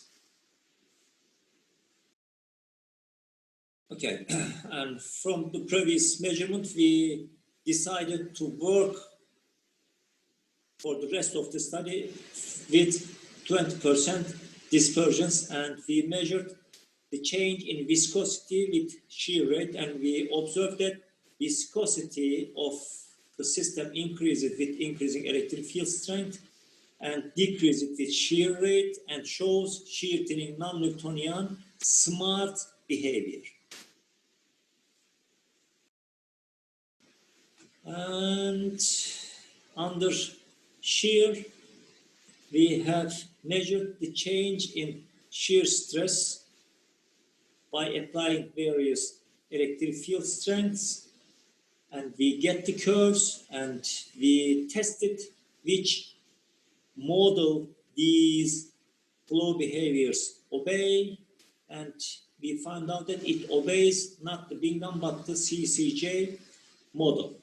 And from the dynamic yield stress values determined from this graph, graph A, we obtained another curve, and from this curve we determined the slope, which is 1.5. It indicates that electrological mechanism obeys to the conduction model, not the polarization or fibrillation or electrical double layer or water surfactant bridge model or dielectric loss model. Another part of the ER response was to determine the electrological efficiency. We did this, and ER efficiency for polyanthracene was 81. It was reported that polyanthracene quinone radical was 24, so it shows that polyanthracene system is much more stronger than polyanthracene quinone radical, which was our hypothesis. Then we determined the dielectric characteristics and dielectric parameters of the system by working frequency against dielectric constant and dielectric loss. And we did also the fitting of these experimental curves with Cole model. And from these dielectric data, we have determined delta epsilon dash. Delta epsilon 0 shows the dielectric constant at low frequencies, and epsilon infinity shows the dielectric constant at high frequencies. Delta epsilon dash is important, which is determined to be 3.7 for our system. It was reported to be 0.8 for polyanthracene radical, which indicates the capability of storage of externally applied electric field. And relaxation time is another parameter to be determined for these particles. It was 0.51 for polyanthracene, but it was 2.75 10 to minus 4 for polyanthracene radical, which indicates that polyanthracene is slowly returning back to the initial position than polyanthracene radical. Another part of the study was to determine the change of viscous modulus and elastic modulus with shear stress. Here you see the change of elasticity modulus with shear stress from these curves. First of all, we determined the linear viscoelastic region, and then from these regions, from the collapse of the curves, we have determined critical stresses, and we obtained another graph showing electric change of critical stresses with electric field strengths, and we observed a linear change. Another part of the study was to investigate the change in elastic modulus and viscous modulus with frequency under various electric field strengths, and we concluded that under applied electric field, the elastic modulus is dominant to the viscous modulus with the desired property from industrial point of view. Another parameter should be determined is the change of elastic modulus with time. From these curves, we observed that when there is no electric field, it changes, but when electric field is applied, the electric field induced elastic behavior is continuous and constant, which is also another parameter useful for industrial applications.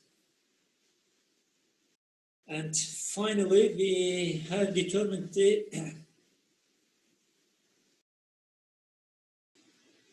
vibration damping properties by carrying out creep recovery measurements, and from these experiments we have determined the percentage recovery of the dispersions under electric field and under applying no electric field.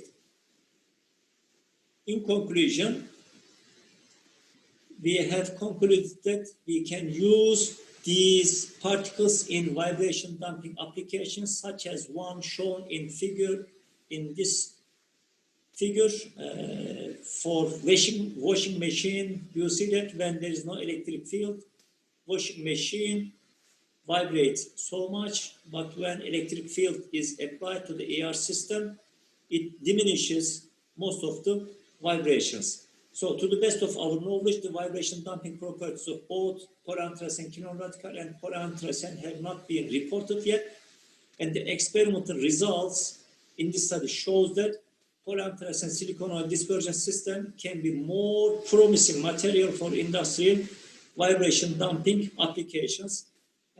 Finally, we would like to thank to the Gazi University Research Fund for supporting this work.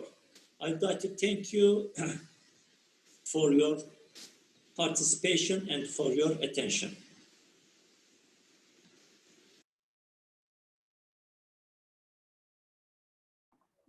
Yeah, we thank we thank Dr. Halil Ibrahim and Gökçe for their study. If you have question, you can. They're not here online, so if you have question, you can contact them with their email accounts and so on. For the next study, we are going to view the study of Yağız Atlı, high performing and low cost structure membranes based on sulfonated polyether sulfane and zirconium phosphate for photon exchange membrane fuel cells. Now I'm going to present their video here.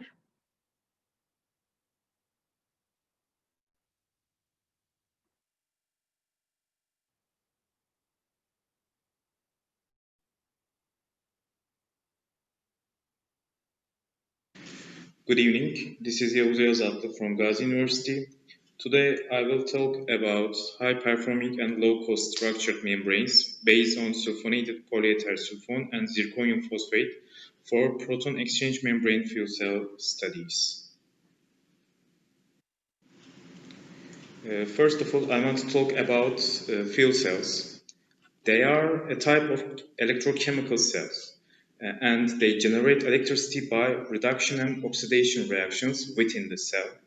They use three main components: a fuel, an oxidant, and an electrolyte.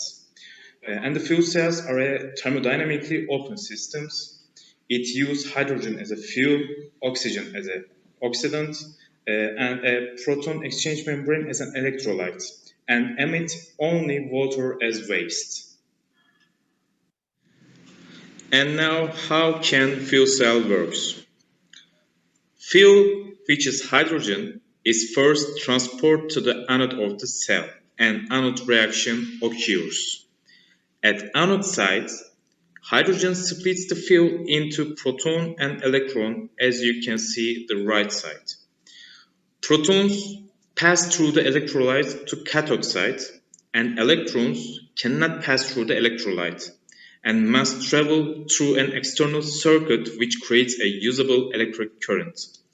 Protons and electrons reach the cathode and undergo the cathode reaction. At cathode side, oxygen reacts with protons and electrons and occur water.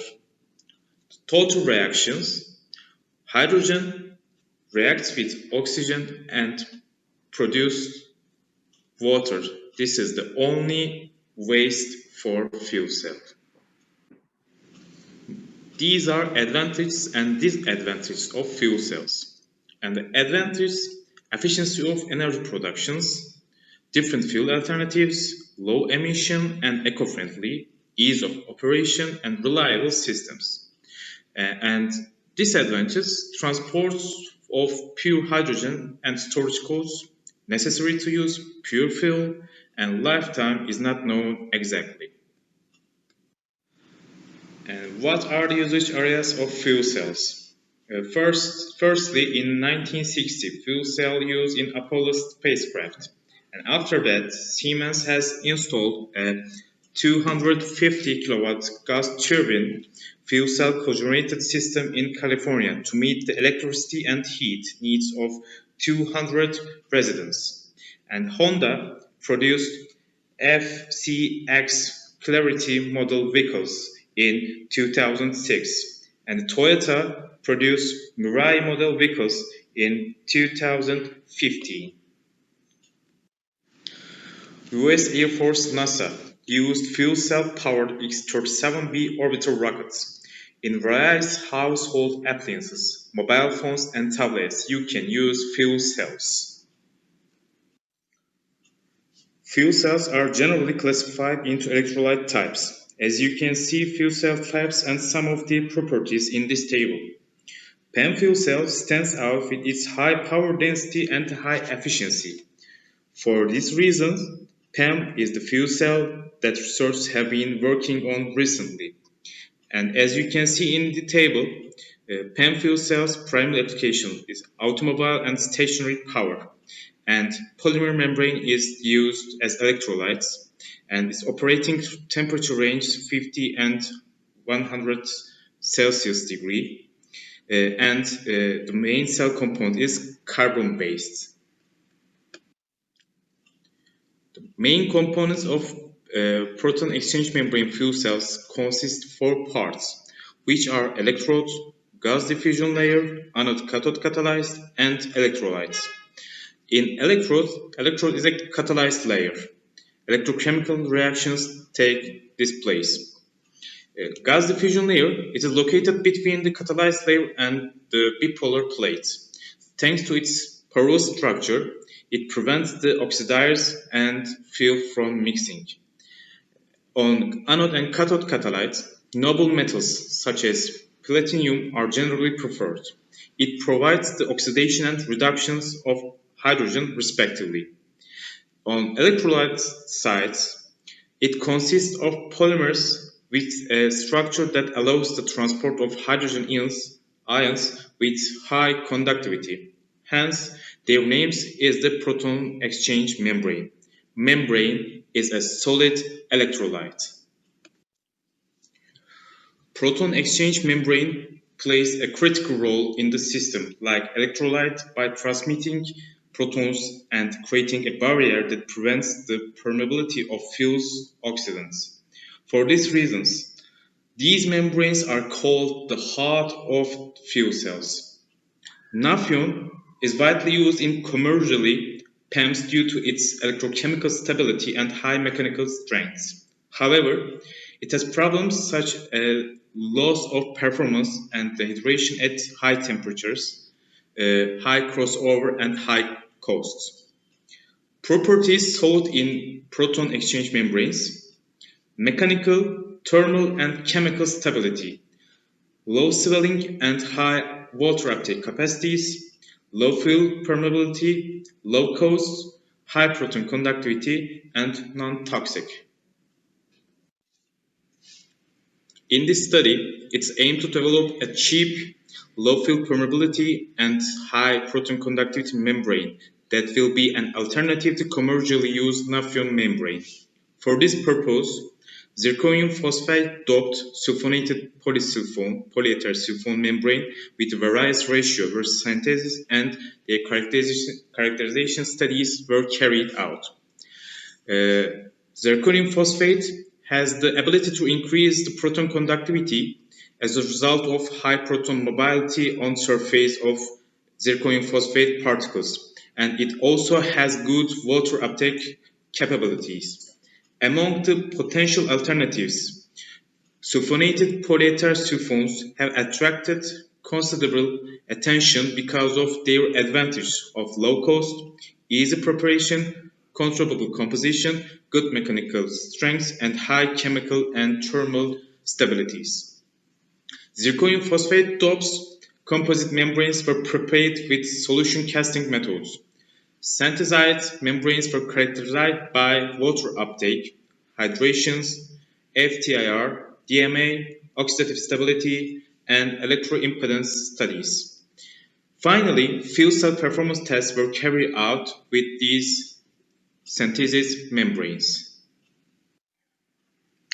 In this section, I will talk about the synthesis and characterization studies we have carried out. First of all, I want to talk about synthesis of sulfonated polyether sulfone. Polyether sulfone polymer drying at 100 Celsius degree in vacuum oven over one night. After that, concentrated sulfuric acid mixing with these polymers at 50 degrees Celsius for 4 hours, and then pouring into the ice to finish the reactions. Washing with deionized water until pH neutralizations and drying at 60 degrees Celsius. And then sulfonated polyether sulfones was obtained as a result of these process. Secondly, I want to talk about synthesis of zirconium phosphate dope, sulfonated polyether sulfones membrane via solution casting method. First of all, sulfonated polyether sulfones dissolve in DMSO, dimethyl sulfoxides, at 50 Celsius degree. And on the other hand, zirconium phosphate dissolves in dimethyl sulfoxides at 50 Celsius degree. And after that, mixing solutions on magnetic stirrer for 1 day and getting the solution into petri dish, drying at 60 Celsius degree, and we obtained zirconium phosphate doped space membranes. And these are our characterization methods for synthesis membranes. First of all, water uptake capacity. The membrane cut in 4 square centimeters dimensions was kept in deionized water for 24 hours. Dry and wet weight measurements were carried out. The water uptake capacity of the membrane was calculated with this equation. And the other one is dynamic mechanical tests. Mechanical properties of the membrane was measured by using Shimatsu model instrument. The membrane strips were placed between sample clamps and they were stretched at the rate of 2 mm over minute. Each experiment was repeated 5 times and the average of the obtained values was taken as the strength of the membrane. And another characterization method that we use is FTIR analysis. In order to determine the chemical structure of membranes, synthesis membranes were subjected to the FTIR analysis. And the other one is oxidative stability. Membrane samples prepared by cutting at certain sizes were soaked in 300% hydrogen peroxide and 2 ppm iron sulfate containing phenol solution at 80 degrees Celsius for 4 hours. After a certain time, membranes were taken out from phenol solution and dried at 120 degrees Celsius for 20 hours in a vacuum oven. Oxidative stability of membranes was determined with respect to the weight of residue and above procedures was repeated until all membranes was almost disappear that occurs at the end of 120 hours. Hydration test is another characterization method that we performed. The degree of sulfonation is calculated by the following equation. The change of hydration degree of synthesis membranes with the temperature was determined. And another characterization method is impedance test. Proton conductivity of synthesis membranes were determined by the 4-probe technique. Measurements were carried out between 20 and 80 degrees Celsius and 100% humidity, and the resistance of the membranes was found from the Kalkol diagram. At the end of the characterization studies, we performed single-cell performance tests with synthesis membranes. For the few-cell performance test, Fidelis brand test station with 3-channel separating type gas distribution plates was used. The prepared membrane electrode assemble was placed in a cell with the area of 25 square centimeter. There is a humidifier unit that allows the gases to be sent at different humidities.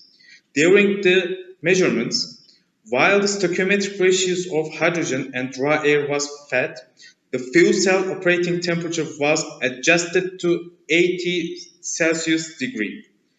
After the conditioning process, current values at different potential values were measured and potential current density curves were performed. And these are FTR characterization studies results. When the FTR graphics were examined, it was determined that the sulfonation process of PAS was successful. The OSO and SO bands that are expected to be seen as a result of the sulfonation process are clearly seen in the structure. On the other hand, zirconium and phosphate structures seen in the FTR spectrum in the zirconium phosphate doped membranes indicated that the doped materials was successfully placed on the structure. Water uptake capacity is one of the most important parameters that determine the performance of the membrane. Proton transmission within the membrane takes place with the help of the water molecules. Considering the results of the water uptake capacity, the capacity increased at all temperature with the increase of the ratio additive materials. For the reason of the increasing in the water uptake capacity is thought to be due to the hydrophilic nature of zirconium phosphate. When the hydration test results are examined, it is clearly seen that the additive materials exhibit similar results to the water uptake capacity test, and the zirconium phosphate doped creates new channels. When DMA analyses were examined, it was determined that the elimination at break values were very low. With the addition of zirconium phosphate, the membrane structure has become brittle. However, when we look at the tensile strength, it is seen that we obtained better membranes than commercial Nafion. As a result of oxidation stability tests, it was determined that membranes containing 5% and 9% additives by mass retained 80% of their mass after 120 hours. And these are our impedance test results. Proton conductivity analysis is the main parameter that shows the activity of the membrane. When the impedance test results were examined, the highest proton conductivity was obtained at all temperature with a 9% zirconium phosphate doped. And with the increasing temperature, ionic mobility increased and the proton conductivity values increased as expected. Apart from this, activation energies of the synthesis membrane were calculated. These activation energy values are given in the graph.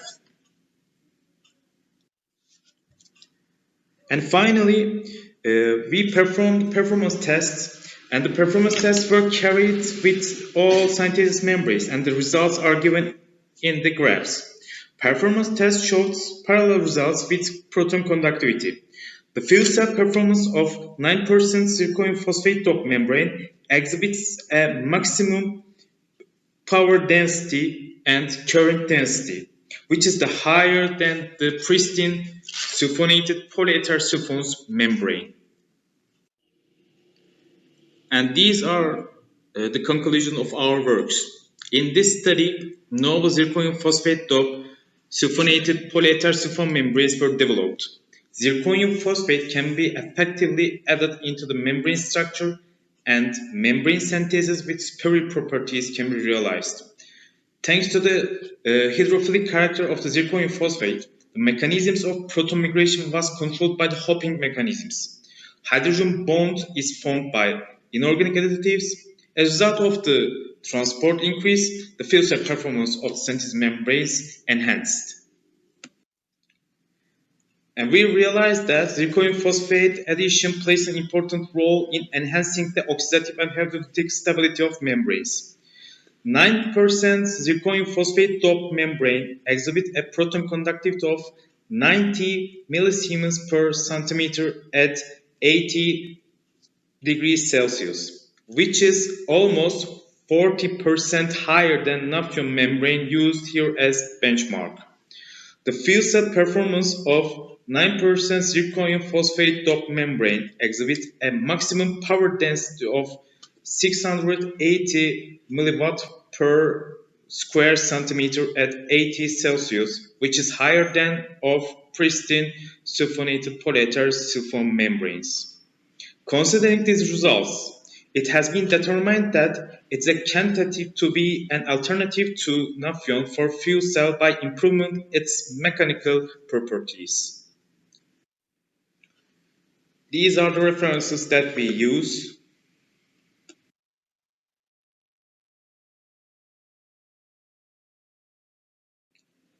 And thank you for your listening to me.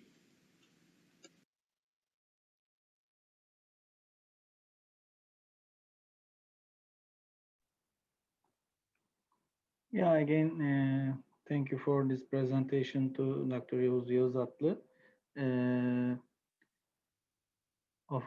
Also, again, if you have any questions, you can reach Dr. Yavuz from Gazi University and email to him.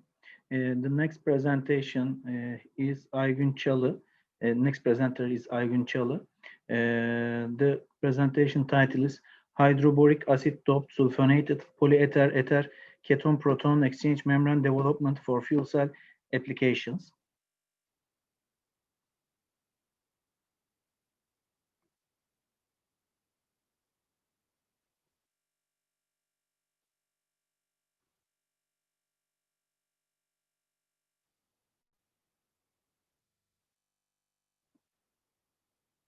This is Aygün Çalı, and my subject is fluoroboric acid doped sulfonated polyether ether ketone proton exchange membrane development for fuel cell applications. A fuel cell is an electrochemical energy conversion device that converts hydrogen and oxygen into electricity, heat, and water. It is very much like a battery that can produce electricity while being recharged continuously. The proton exchange membrane fuel cells are the next generation of energy technology because of their advantage of there is no combustion in a fuel cell, there are no moving parts in a fuel cell stack, and this making them more reliable and quieter than generations. Fuel cells offer clean energy with low cost, and they are efficient at any size. It generates only heat and water as side products. There are some components of proton exchange membrane fuel cells, which are electrode, electrolyte, gas diffusion layers, and the catalyst. And the gas diffusion layers are responsible for hydrogen transportation fed to the anode and oxygen transportation therefore to the cathode side of the PEM fuel cell. Electrode is where the chemical reaction occurs and it involves catalyst layer. Oxidant and fuel are fed from gas diffusion layers. And also electrolyte is known as membrane and responsible for transferring the protons from anode to the cathode side of a fuel cell. Electrolyte is electrically insulated. Proton exchange membranes that transfer protons from anode to the cathode side have a major impact on fuel cell in terms of current density performance. And while the electrons are transferred through the external circuit, protons are transported through the membrane to the cathode side, where the oxygen supply is available. And at the bottom of the screen, you can see the anode, cathode, and overall reaction. And on the screen, you can see a working principle of a single fuel cell. Hydrogen is fed to the anode side, and oxygen or air is fed to the cathode side. And as a result of the electrochemical reaction, electrical energy is produced. The working principle of a single fuel cell applies to all types of fuel cells. The only difference is the parameters such as oxidant, fuel supply type, and electrochemical reaction steps differ according to the energy production magnitude. This is the catalyst layer where the electrochemical reactions occur, and this is the electrolyte, as you know, that the membrane, and also there are gas diffusion layers. And there are some selection parameters of polymer exchange membranes, and these are thermal and mechanical stability, high water uptake capacity, high proton conductivity, chemical stability, high ion exchange capacity, low cost, and the membranes must have non-toxic and low swelling property. The ionic exchange capability of membrane is another significant aspect for a proton diffusion rate. The high ion exchange capacity implies a greater proton conductivity of a membrane, and consequently, a proper polymer exchange membrane must have a high water uptake capacity, proton conductibility, and zero swelling property. And there are some different types of proton exchange membranes, such as sulfonated aromatic hydrocarbon membrane, organic inorganic composite membrane, polymer blend membranes, acid-base polymer membranes. And The sulfonated, phosphonated aromatic hydrocarbon groups, perfluorinated hydrocarbon groups attracted a great deal of interest due to their advantage of high ionic exchange capacity, and other sulfonated polyetherterketon, polyethersulfone, polyaryl ethersulfone, polyphenylsulfone polymers are widely prepared for perfume cells. The fluoroboric acid, which is known as HbF4 organic compound, is a strong acid which has soluble H+ proton. Tetrafluoroboric acid is widely used in light metal smelting, electroplating industry. Additionally, the compound is used as a commercial catalyst for carbon dioxide-water reaction in chemical industry. And the fluoroboric acid organic compound is prepared for speak membranes as a doping additive, and the speak preading membranes were synthesized for comparison. And different amounts of tetrafluoroboric acid with 1% and 2.5% was doped to the speak solution before the membrane preparation process. The experimental techniques and characterization methods could be seen on the screen.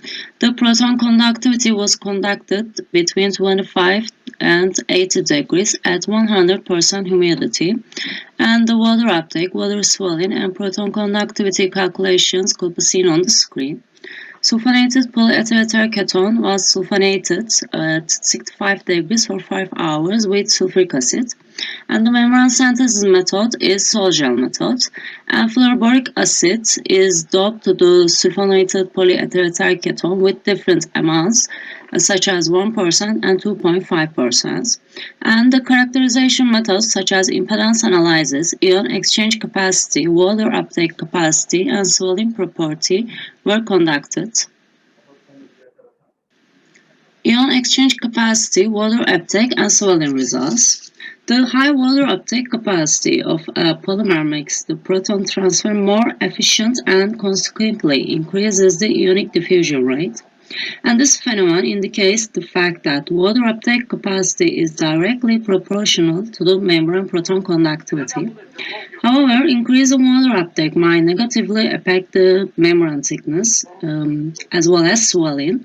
This means increase in path, where protons are transferred from anode to the cathode side of a fuel cell, will cause an increase in ionic diffusion resistance. For this reason, swelling is not a preferable characteristic property for a convenient membrane selection.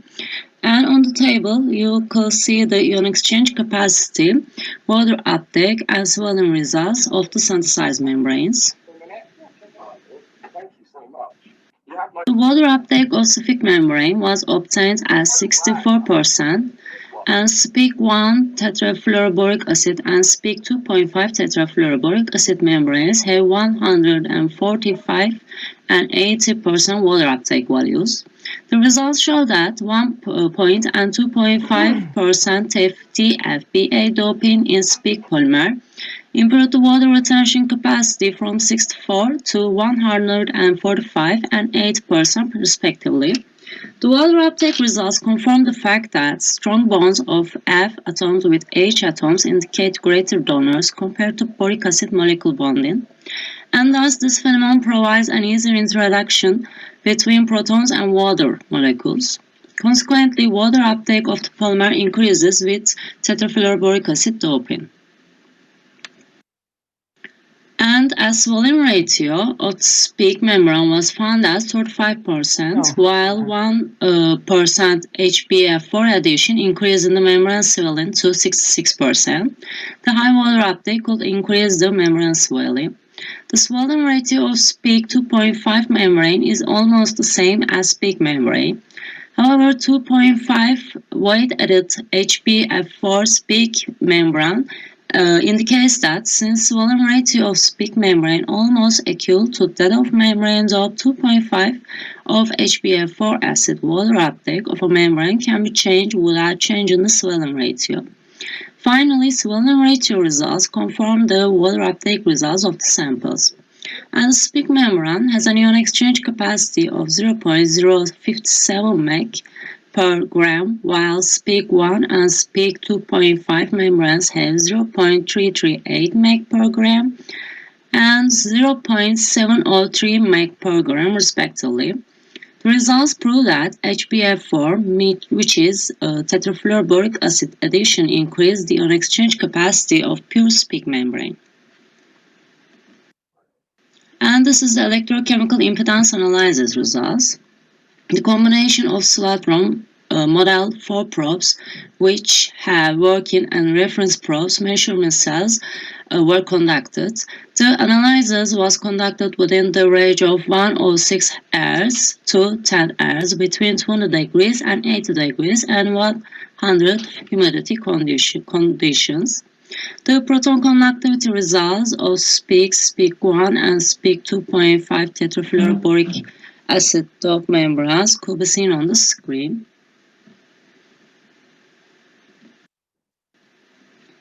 At room temperature, SPEAK membrane has a proton conductivity of 0.050 Siemens per centime, while SPEAK1 and SPEAK 2.5 membranes have 0.286 and 0.092 Siemens per centime, respectively.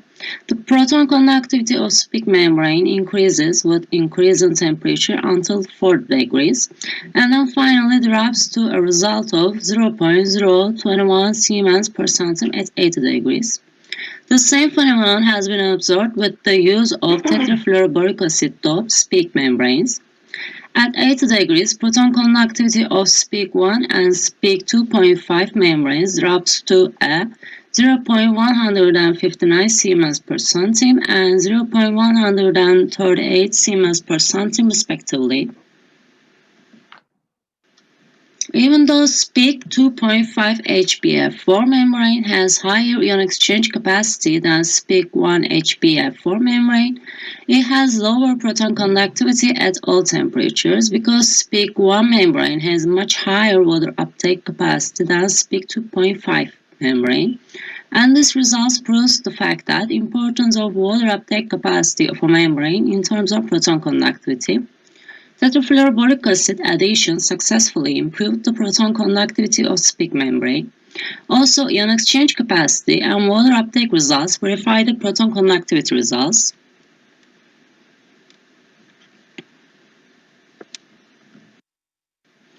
So the conclusion is the water uptake analysis indicates that 1 and 2.5% tetrafluoroboric acid doping in SPEAK polymer improved the water retention capacity from 64 to 145 and 8%. The water uptake of SPEAK membrane was successfully increased to 8% by doping 2.5 tetrafluoroboric acid without a change in volume ratio. The ion exchange capacity of SPEAK membrane was increased from 0.057 mg per gram to 0.338 mg per gram by 1% of tetrafluoroboric acid doping effect. The highest proton conductivity was obtained from SPEAK 1 HbF4 membrane, and the result found as 0.159 Siemens per centime at 80 degrees. The same membrane also has the highest water uptake capacity, and which is 145%.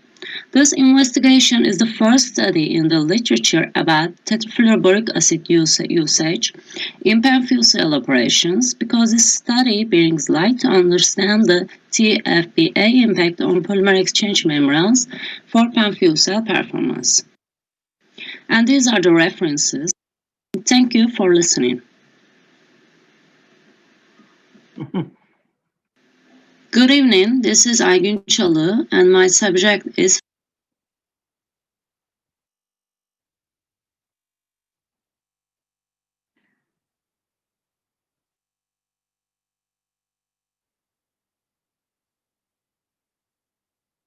Yes, I think we have ended our presentations today. It's my honor to chair this session for İcmatse conference. I will sincerely thank the organizing committee and chairs of the conference for this fruitful scientific event, and hope to see you again in an unpandemic version of this conference in the preceding years. Thank you very much.